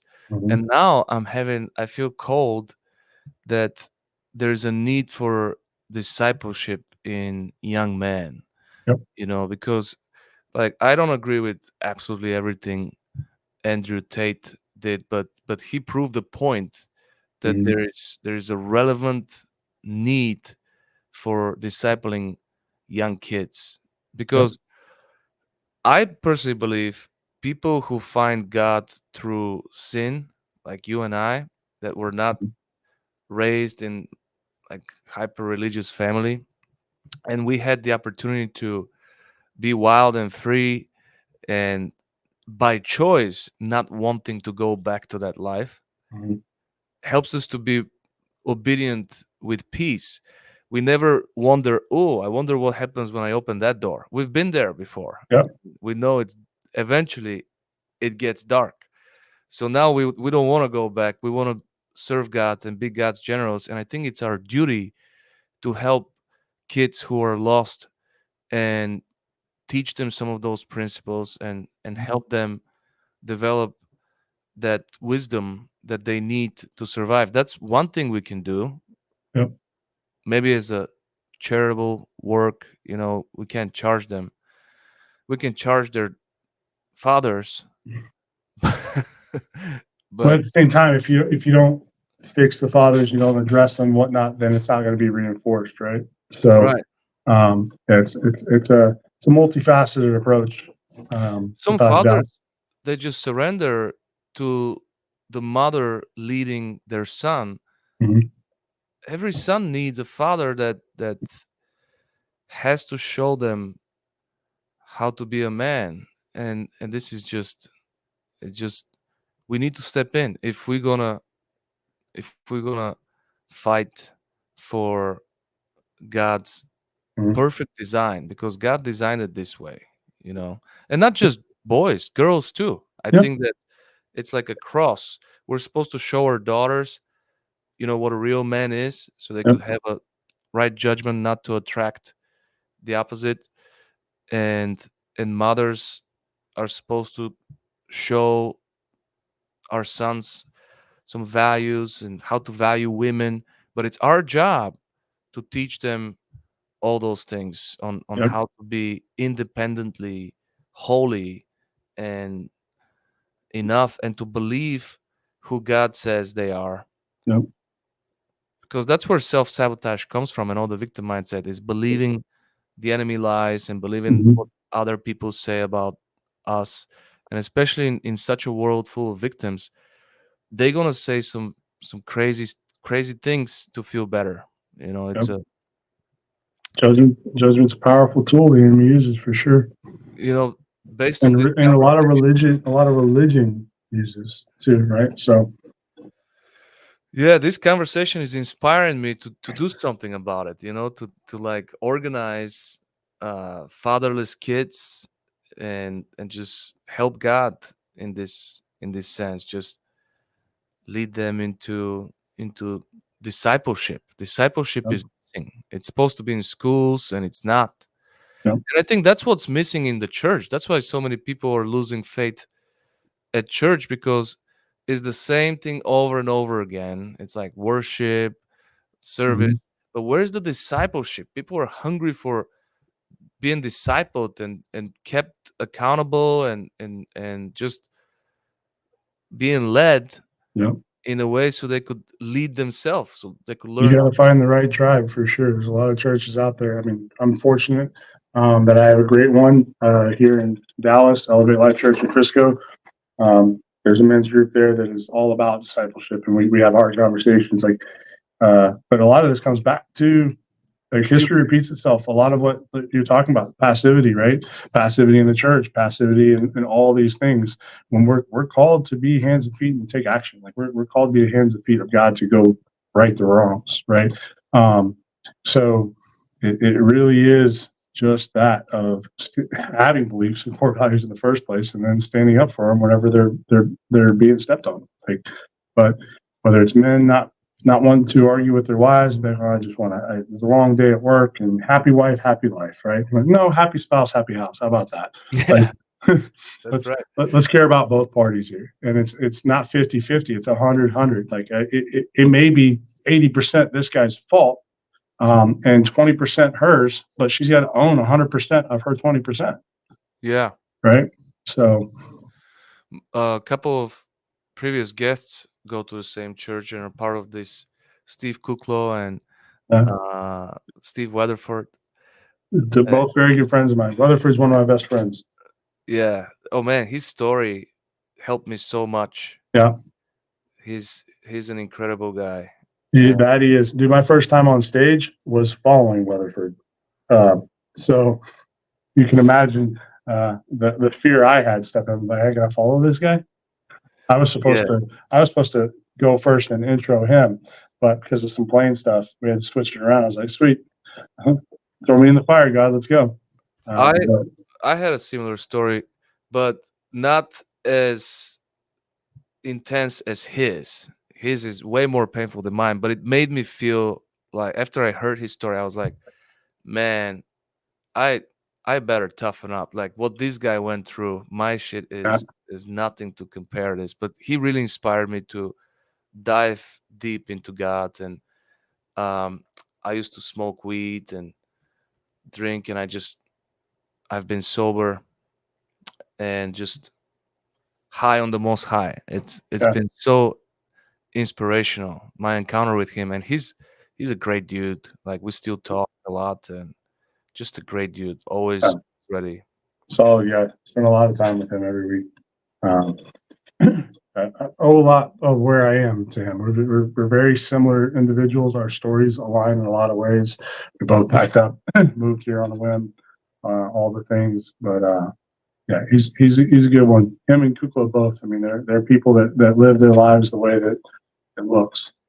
So Yeah, and the pastor is special too. Like, yeah, his core values. Pastor Keith. I've been locked arms with that guy for about 8 years now, and his son is on another level. Josh is taking off. So Yeah, I'm honored to be in those men's lives for sure, and have been in mine.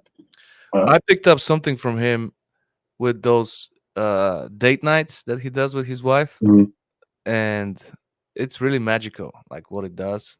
those, Celebrating his commitment when he married her, celebrating their marriage every month. yep, So much wisdom, and zero judgment. Like, yep, he's Christ-like. He's mhm, attractive because of his incredible acceptance. Most pastors, as much as they try, yeah, would sometimes have a little judgment, little uninvited advice. I've mm, never felt that from him. He's just nah, and you won't. I've had the opportunity to be in a lot of close environments and rooms, and again, that's another one that is he perfect? No, none of us are, but he's pretty close to a 10 in all the categories, and doing what he says he does. and So you can see he's got incredible family. mm, You can fruit's see, there. Can't argue with fruit for sure. right, when you live a life of obedience, God definitely rewards us and answers our prayers. Yeah. It's just incredible story and very it's full of hope. Mhm. So it's a great community. So what do you think is going to happen in 2024? What's your prediction? I was asking Kuklo the same question about the political climate and just what do you think is going to happen to America? As an immigrant, I can tell you, I'm not faking the accent. I can tell you that this is the only free country, and probably, I don't know if you had to travel the world as a Marine and uh, as a soldier, but this is the only free country still. I mean, a lot of our Right. freedoms have been stripped away, especially the freedom of speech. The only country that has had freedom of speech, that was my first culture shock when I came to America. I was like, okay, so um, in my country, I'm from Bulgaria. If somebody is physically stronger than you just don't talk shit because there's no police. You're gonna get your ass Yeah. kicked, and you just know your place, kind of. So everything is peaceful. You know not to open Yeah. your mouth. Here, when I came, some some guys that I could physically dominate would open their mouth, and then I'm like, oh, okay. They explained, police explained to me at some point. And then Mhm. I saw that the state can sue you even if they don't press charges. I had to find the hard way. But they explained to me, you can say whatever you want. You just can't touch people. You can't get into Yeah. their personal place space. And I'm like, wow, that's a pretty cool concept. So you are protected to say whatever you want. And I've always had a big mouth. So I'm like, okay. And now they're trying to take away that freedom, which is directly connected to the way we think. I mean, if Yeah. they control what you say, they control what you think. Mhm. So that's one of my biggest concerns. But what do you think is going to happen? Like, I travel a lot for work, and I'm from Chicago, so our hope is the South. We're when you're in a super liberal state, Yeah. you're like nothing's gonna happen here. Hopefully, these guys from Tennessee and Texas stand up for us, and we'll join them eventually. Yeah. But I'm not hoping that New York or California or Chicago are gonna do anything. But what do you think has to happen so it spills? And I don't know. I'll be honest. I don't pay attention to politics at all. I don't think I've turned the news on in my TV in a couple of years. If it's important, it finds its way, right? Um, but it's going to take a radical shift in leadership somehow, some way. How that happens, I'm isn't not that being going to. passive? We talked about being passive. No, so what I focus on are the things that I can control, right? I can't control what that those seats do. What I can control is where God has placed me in the rooms that I'm in, and the discipleship that is given to me, divine appointments and whatnot, and using every opportunity as a chance to create margin and be obedient to the situation, right? If I see something wrong, if I see an opportunity to disciple somebody in leading themselves or Yeah. their family right, um, truthfully, I think that's what this country really needs. And that's why I pivoted my whole brand and focus on just, leading men to just be men and stop being passive, um, and getting aggressive about it is where I'm at. Um, but there's nothing I can do with the politics side of it. What I can do is keep being obedient and aware of where God is placing me and the relationships I'm making and the rooms I'm in to be able to speak on something, or potentially shift a mindset into taking action versus being passive, preparing men in all kinds of ways. Like one of my intensive offerings that I have on the coaching is like a 2-day intensive where men can come to Dallas. I put them up in a nice spot, and we really audit your life. Where are you in business? Where are you in finances? And as a man, leading yourself or your family if you have one, where are you physically? Not only just in fitness, but there's so many men that arm themselves, right? That have concealed carries or whatnot. Cool. I'll really break that down and meet them where they're at. Like, have you shot it? Yeah, I shoot at a paper target all the time. Cool. What about if it moves? What about if you're here? What are your tactics and where are you keeping that? Like, does your family know a primary or secondary like exit of your home if somebody breaks in? Like all these different things where I've got the toolbox through the story I've told you, right? Of things that I can teach men, whether it's things I've learned in business and where I coach there, or tactics, or just being a man in general, and the failures that I've had. That's given me a lot of knowledge and wisdom. But it really, I think, comes down at the end of the day on men locking arms with men on leading themselves so they can lead this country. Because Yeah. at the end of the day, that's the problem. Is we have a leadership problem. We have men in office or in chairs that aren't leading, and the men that are trying to lead are getting enough pushback and making it enough uncomfortable that then they start turning passive, right? So I can't affect that. If I can, it's going to be by affecting that locally, or fly-ins and coaching sessions, calls and podcasts and whatnot, right? It's a shift in the mindset of where our country is, from a passivity standpoint, from a masculinity standpoint, core value standpoint, where God is or is not in our country. I think at the end of the day, that's what it's going to take, is a change in all those things. How that happens, we could spend another 2 hours talking about the ways that could happen. But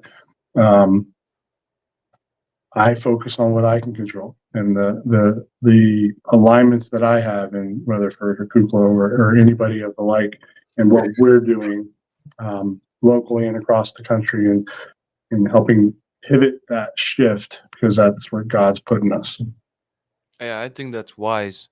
And you mentioned the book of Romans. I think it was in the book of Romans, where it says that we are to respect the government, and it's Mhm. all part of God's plan of those people put in those roles. He Mhm. uses everything for good at some point. So True. focusing on what we But can control. that's the crazy part, right? Is we make it so much about our freaking government is jacked or this or that. It's our fault. It is. And they Going kind of back to the expose themselves. relationship or whatnot, it's a leadership issue. We've allowed it. We've been passive. We didn't stand up in the opportunities. We didn't make things the main thing that needed to be the main thing, right? So we've allowed things in our country to get that way because we've allowed society and people to get the way that they've gotten. Yeah. And they expose themselves Yeah, little by little. it's all systemic. So if you don't change the root, and you still have the decay. Do you think we're in a world war right now? I know we're in a spiritual warfare all the time. I don't know that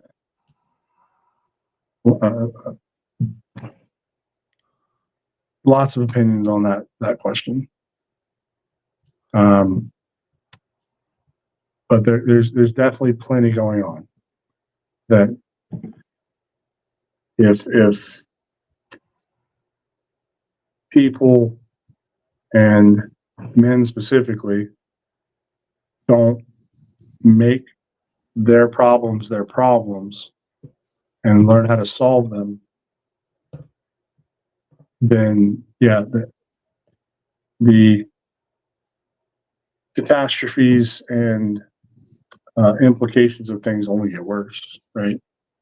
So I I think there are certain threads that never go away, with certain agendas and whatnot. Not to be conspiracy theorist or whatnot.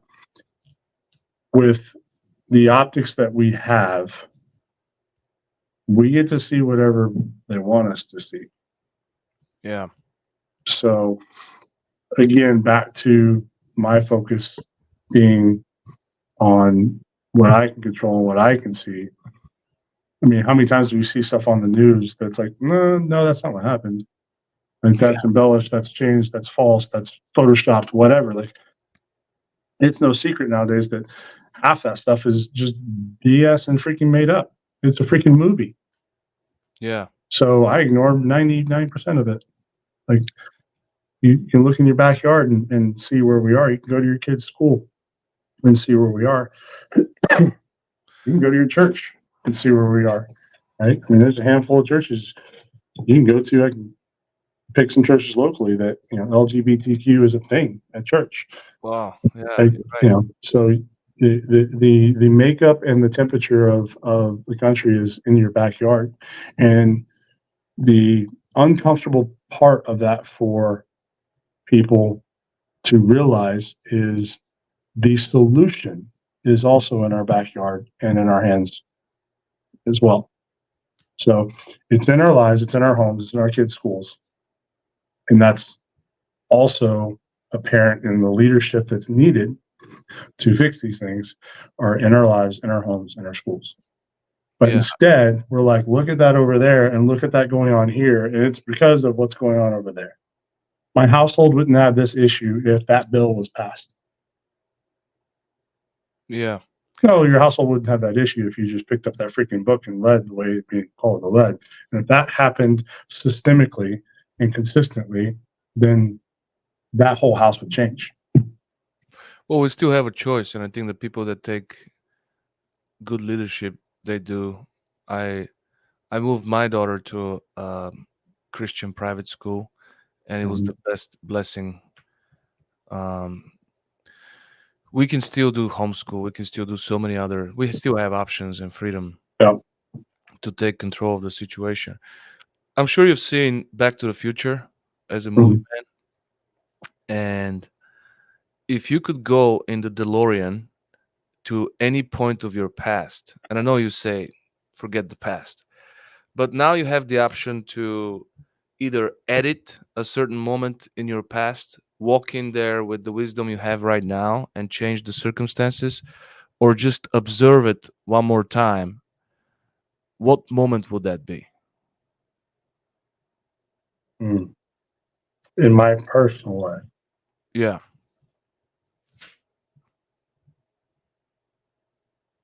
there's so many. Um, and it's hard because you are where you are because of the trajectory and the impacts along the way. Um,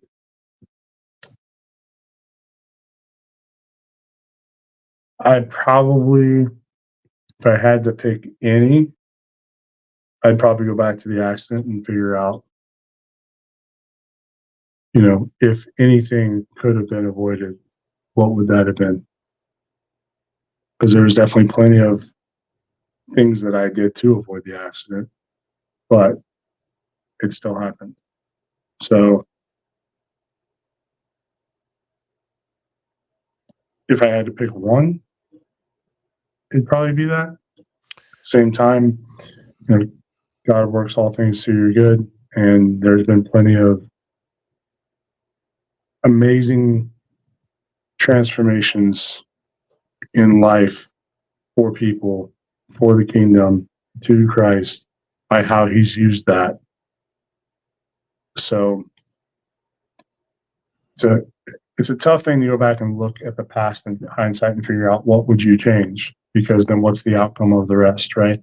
Um, you know, maybe that would have changed to me staying in law enforcement for another 5 years and knocking down doors, being very egotistical and prideful, and having my life taken 2 years into my daughter's life, right? Like there's no telling where life would go. But I'd be remiss if I didn't um, go back and see what could I have done to not um, in the lives of those three people. I was thinking about that because you ended up finding God, and Mm. this was an event that was um, very important.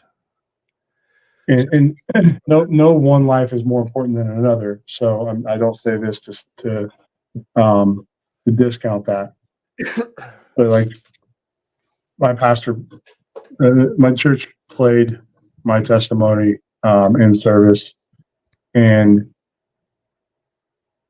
long story short, pastor did an altar call at both services, and just at one of those services, there was right around 500 people that came forward on that altar call. Right, so when you look at how many lives have been saved from the telling and God using what He has done in my life through such a tragic event, if I could go back and not have 3 people's lives taken, then obviously I would. Right. At the same time, all that I can do is control what I can control, and by not letting that be a victim moment or finding excuses and whatnot to drown it out and not let it be a defining moment that ultimately led me to God.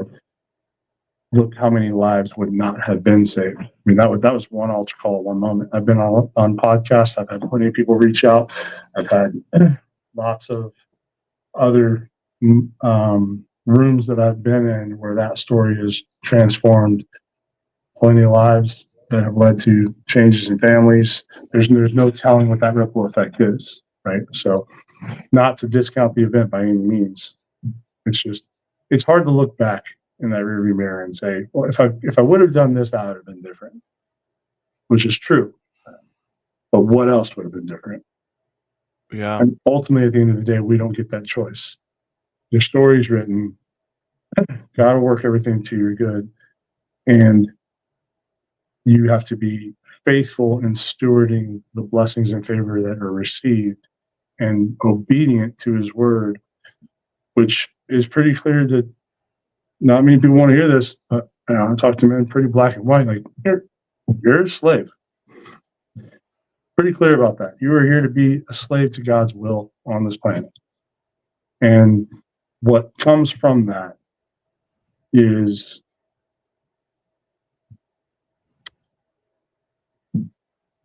comes without, I mean, there's no words that can describe the advancing of the kingdom that can be done by one person on this planet on a daily basis. So that'd be my answer. Well, I appreciate that. It's a tough topic, but it's very inspirational, especially for veterans that go through PTSD and things like that. And just recognizing that you would have continued life serving your ego, and who knows what that would have led to. Maybe another tragic moment that you consciously did. This was an accident, but what if your ego led you to something that brings even bigger regret, Yep. What's your biggest life goal right now? Biggest life goal? I have a 10-year vision that's mapped out, right? And covers a lot of areas, family, finance, whatnot. I would say the biggest one, which every goal is massive to the point that feel pretty strong that your goals have to be so big that only God can make them happen, right? So in that, I would say I have on my vision board $100 billion to the kingdom, right? And to most that hear that, it is it's a money thing, right? You said billion with B, right? What's that? Billion with B. Correct. And most people hear that as like, oh, this entrepreneur just wants to go make a lot of money and put God at the root of it. But because they don't know me or don't know the core values or whatnot, the people that know me do. That is scripted out in the aspect that has nothing to do with me making money. It is actually through entrepreneurship, coaching, business, and rooms that I've been able to go into as a CEO, and the different portfolio items that I've built in my own businesses, I'm I'm going to be in rooms that God places me in to have conversations and live out a life in a way that disciples other men and garners conversations and opportunities to turn people to Christ, right? So said differently, I'm in a room talking with an individual who's got a $6 billion net worth. And because of God putting me in that room, the conversations I'm able to have, and that person finds Christ, that's $6 billion to the kingdom, right? So it's being able to take who God's called me to be and affect pivoting people's principles and mindsets and ideologies that have become so worldly nowadays back to biblical principles by being my best version that God's called me to be and walking those out and being honorable and stewarding them as He's called me to do, so that when given those opportunities, the integrity is not questioned, so that the message isn't watered down, right? Because the messenger is just that, right? Like God can etch out this message in a perfect piece of stone and hand it to the messenger to traverse the planet and deliver that message. And you can go up and down mountains and through wars and through all the struggles of getting the message to the person that God wants it delivered to. And over time, that perfect piece of stone, through all that traversing, is going to be chipped and cracked, and all the integrity of the stone is going to be in question, right? But the message is not, right? God's message is still very clear. Yeah. So when you can take somebody like myself that has its integrity in question because of the life I've lived and the ups and downs in between, but because of God's message, I keep that very clear. I have built my life to a point of integrity and core values, and putting my sins out there in front and telling people, yeah, I'm a notorious sinner. I've effed all this up. I've done this wrong. Yeah, I messed that relationship up because I wanted sex too much, right? Like having all these different things out in front, because the integrity of the stone will show its flaws of the cracks and everything in between, but the message is, the integrity is not in question, because I lead that way and I speak that way, and my life looks that way. And when that message is delivered to the person, they receive the message that God wanted them to have, regardless of the messenger. And that's all we're called to do, right?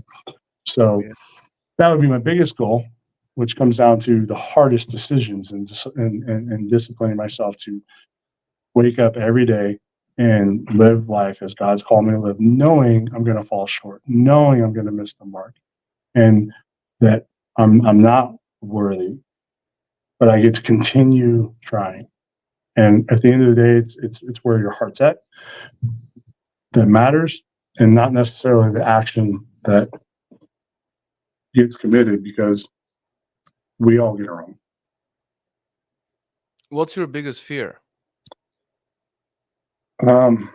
My biggest fear would be leaving this planet and God turning away, saying He didn't know me.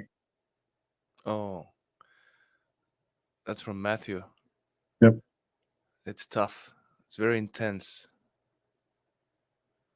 It's very intense, especially doing works of wonders. It's so easy to miss the mark. It is. I've spoken on that and what that looks like. Missing the mark. It's funny because so many people get confused, and like missing the mark is this big daunting conversation.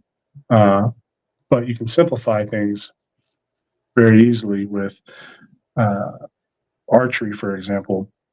Most people can take the concept of a bow and arrow and firing off at a target and understand it. And in archery, you have your target, You shoot, you miss, you adjust, right? Do you know what the term for missing the mark in archery is? Missing your target? It's sin. What is it? Sin. Sin? Yep. No way. Yep. It's Oh, an that's archery right. term. Yep. So very, very easy parallel to life. When we miss the mark, it's sin, right? Sin is missing the mark. So when you shoot an arrow at a target, you have to take into consideration the when all the different factors of shooting the arrow at your target and the trajectory. An arrow doesn't go in a straight line, right? You have to aim higher to hit where you want to go, and it's a big arc. And a lot of times going through life, we're very reactive. And if you want to be proactive, you have to think of what the goal is and aim higher, right? Start thinking outside the box, however you want to verbalize that. And you miss the mark, you adjust. You miss the mark again, you adjust. And you do that until you hit the mark. The funny thing about archery and the illustration of bow and arrow, I feel like this is just a good visual for a lot of people, is in order to hit the mark, you have to aim higher than your goal, Yeah. right? You have to aim higher than the target. And before you can release that arrow, you have to pull it back. So in order to go forward, you have to go backwards, Yeah. right? So there's just so many things to align that in our lives of trying to reach the goal and trying to hit the mark, that you have to take a step back sometimes to go forward. And even when you think you have everything dialed in, you release that arrow, a brush of wind sends it right off trajectory. But you don't get to control that, right? So Plus, it's almost impossible to replicate the same shot.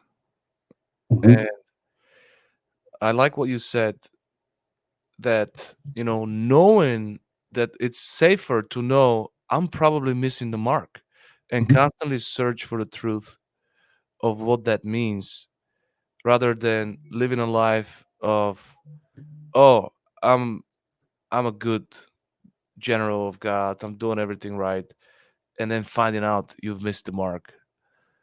It's yep, better to keep searching for that. Be like, what yep, could it be? Because sometimes it's right in our face. Like, a big one for me is God is my provider. I'm still working on that. I want to be in mhm, control and just, um, He had showed up in so many areas of my life. And when things don't go by plan with finances and with just closing deals and things like that, I'm like, when I ask him for a favor, he responds with just, you just have to be faithful, man. yep, I've got you. Like, stop asking. I heard. yep. And But it happens on my time, not yours, and you have to understand that. Like, right. and it's easier to go through life just knowing that. Like, hey, I'm gonna miss the mark. Like the mark, the bullseye is perfection. Yeah. We're never gonna hit that, right? Usually But it doesn't. you just hope to hit the target. Like that's what we're shooting for. Is like there's this big freaking target, and everybody's focused on the bullseye in life. Like I missed the mark. Doesn't matter. You're not going to hit that. It's unobtainable. You trying to hit Christ. It's called Christ like for a reason. Right. You're never going to be able to achieve the perfection of servantship and being as selfless and good and sinless as as, as you're always going to miss the mark. That's why God sacrificed his son. Like, get off the fact that you're going to miss the mark. Make sure your heart's in the right place and keep adjusting because the whole life is the process of adjusting, grabbing the next arrow, adjusting, grabbing the next arrow, adjusting. Just keep hitting the target. That's the goal. Yeah. It does take strength Yeah. to pull back. Yep. It's not easy. Yep. And that journey, that trajectory spiritually, the weaker you are, the shorter that arrow goes to get to the target. And the only way you're going to get stronger in spiritual growth and spiritual maturity is in the word, right? Live Is in the world. following the template. You know, And we miss that so many times. We just want to show up to church and be fed like, oh, everything's going to be great. everything changed for me when one of my mentors he's a multi-billionaire and great man of God. And our goal, um, my goal, and when I asked him to mentor me, was to help me make God my partner, my business partner. And after few sessions, he told me to read Joshua 1 Mhm. and be like, "What Joshua are 1:9 is a great one. yeah?" He was like, "What are your takeaways from Joshua 1?" And God says four times, "Be strong and courageous. Be strong and courageous. Be strong and courageous." I'm like, "All right." He's trying to make Do a point. nothing else. Matter of fact, he says, do nothing else Do nothing but be else. strong and courageous. That's it. And then he says, "Eat the word. That's your daily bread. Like, dive into the law." And I Mhm. was like, he did not mean the Ten Commandments. He meant the whole word. And I've been doing this. It's over. It's like 150 days so far. I wake up with Psalms and Proverbs. Like as soon as I wake up, the first piece of information is I read one Psalm and one Proverb, depending on what day we are. Mhm. And it's insane, going through David. One day he's desperate, one day he's on the top, and I'm like, wow, he's going through a lot of, it's like roller coaster of emotions, but I learned so much. Then at noon, my phone rings, and no matter what, you know, I stop and I have a meeting with God, and I read one chapter of the Old Testament, and at 6 p.m., one chapter of the New Testament. And now I just added one before I fall asleep, one more chapter of the New Testament. And this has been really helping me to fight doubt, to hear clearly from God.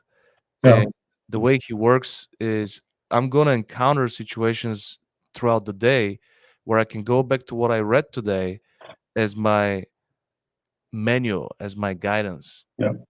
And everything started like that. So he wants to be involved in every decision we make, you know, Yep. because it's not easy to fight this war on our own. And every time when we try to We do it, can't. yeah, we fail every time when we try to do it. Yep. So what's your biggest lesson that you've learned in your rich experience with life? If you have to if you're on your deathbed and your kids are surrounding you and your loved ones and your best friends, they're all there and they're like, we're going to miss you, Travis, and you have to give them one advice, the truest truth you learned the hard way through Sure. experience. It'd probably be a statement that surmises a few of them. But ultimately, it would just be centered around like relationships are the only currency in life that matter. And in order to have fruitful relationships, you have to do it God's way. Eat from the tree of life. Yeah. In closing, I'd like you to just talk a little bit about your program. What are your ideal clients? How do you find a client? And when do you deny a client? You probably have a qualification process, and you probably tell some clients who are not ready for your program yet that maybe it's not a good fit. Sure. But before that, in just share with us your core values, your mission, your vision, and then describe ideal client and a client who's not a good fit. Sure. Um, so core values, kingdom, relationships, abundance, integrity, and growth. Uh, got a lot of missions and visions through some of the entities I've got and through, but personally for me, I like to just center around Micah 6:8, which is just do what's right, love people, work humbly. And I really, really make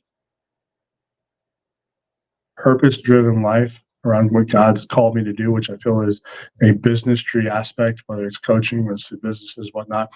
It's discipling and growing leaders whether by coaching men or developing leaders through the different businesses I've got, to take those biblical principles and just spread them throughout the planet. But right now, our country needs it the most. And honor God in the aspect of the end of the day, when I leave here and I meet my maker, it is well done, good and faithful servant, right? As far as a perfect client, I got a couple different things. Most of clients go through, I've got one-on-one coaching, and it covers anything really through the span of like kind of what you've heard, right? So I don't, when I say qualify, I don't really disqualify. I allow people to disqualify themselves. I pray on it. God brings people to me for a reason or a season. That's his choice, not mine. Whether it's a client for one call or 1 year, right?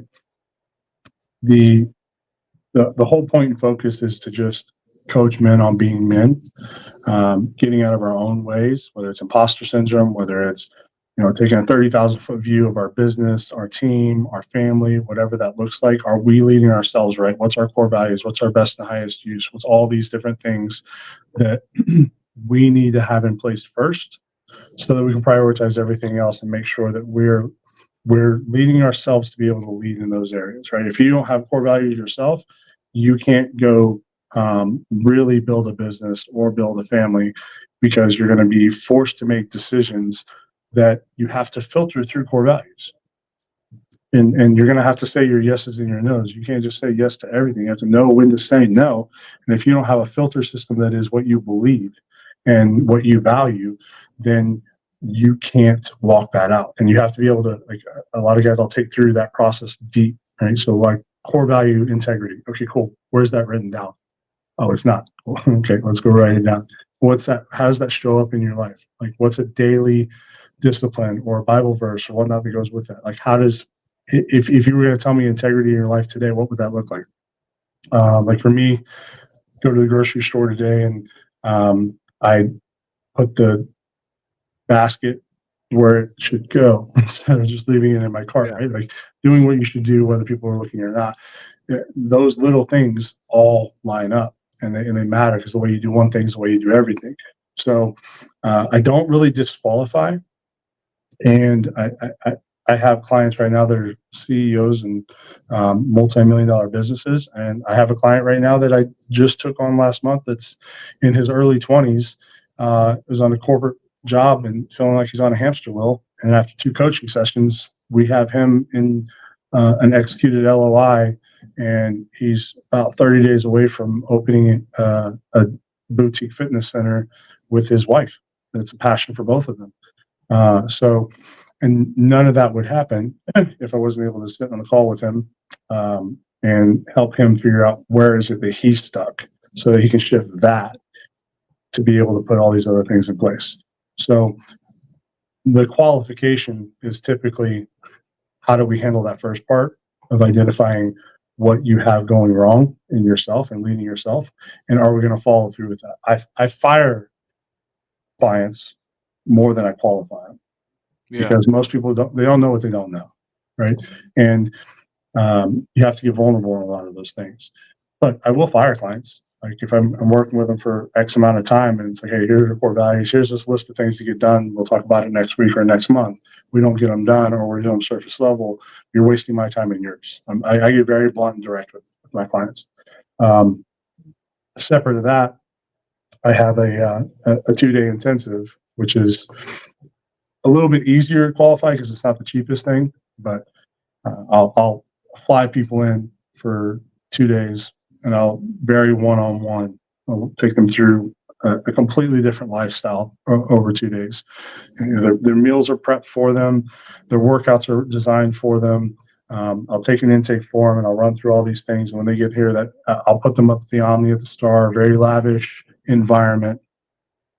And then we'll audit their life. I'll get very tough and and accountability with them.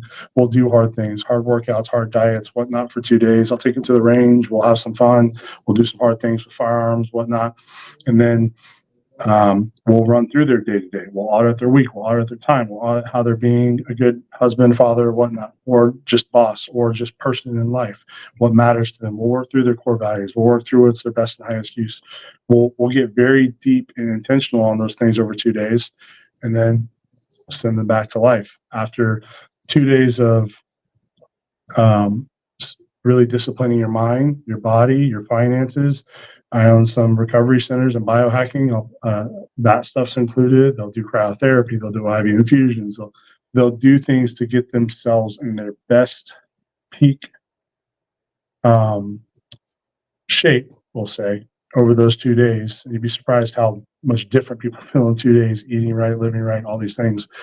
And then go back to life, and we'll put a plan together and for them to execute. And they'll either keep me on for coaching thereafter as needed, or a lot of them, it's just the refinement that they needed. That's just the breaking free of certain things that they needed. We'll get as vulnerable as we need to in those rooms, or as high level as we need to. Talk about business structures and entities and different ways to leverage your income, leverage your team, and work on the business rather than in your business, or how to leave corporate America, wherever you're at. So those are the two things I would say I don't really qualify, because I feel strong on the mission, and I feel like God's doing that for me. I find them through social media. They come to my Instagram, they come to the website, they come through relationships a lot.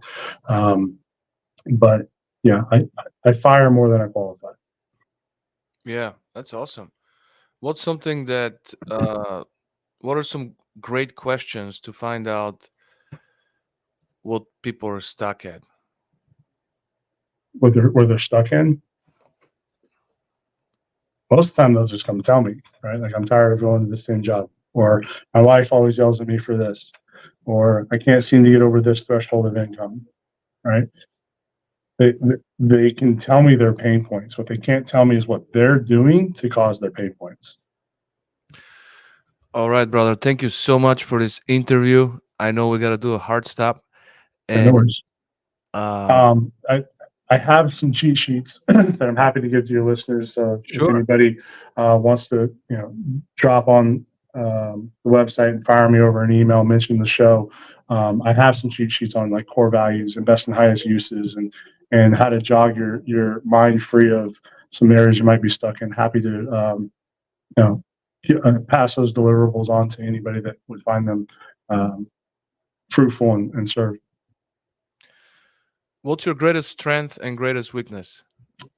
I notice everything. I have girls that I've dated, people on my team. It's like, man, Travis notices everything. Like, Details, huh? yeah, all the details.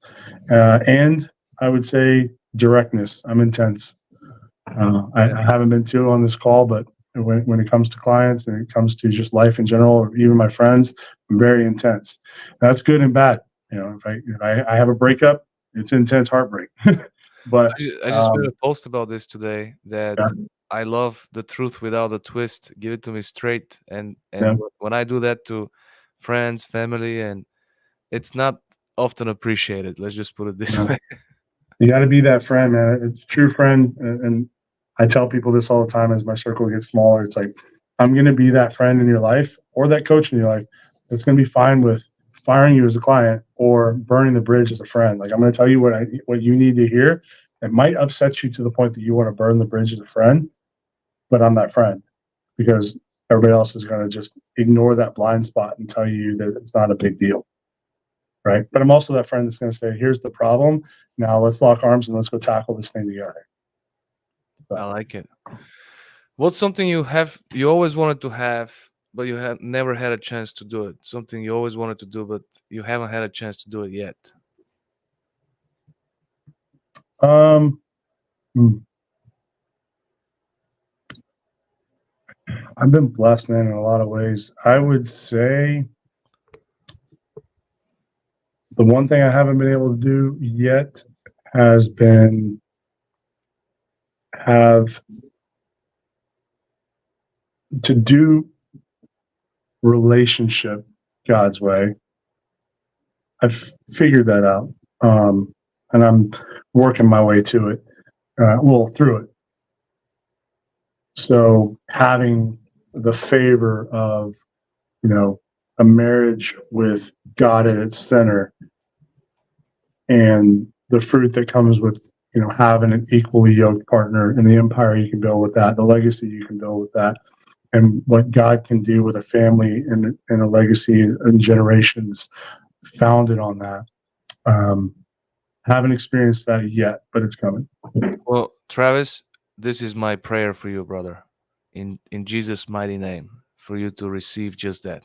I appreciate that. Stand in agreement. All right. Thanks for having make me it a on, great man. day. Thank you. I really enjoyed the call. Thank you. Make it a Likewise. great day. All right, buddy. Bye-bye. Appreciate you.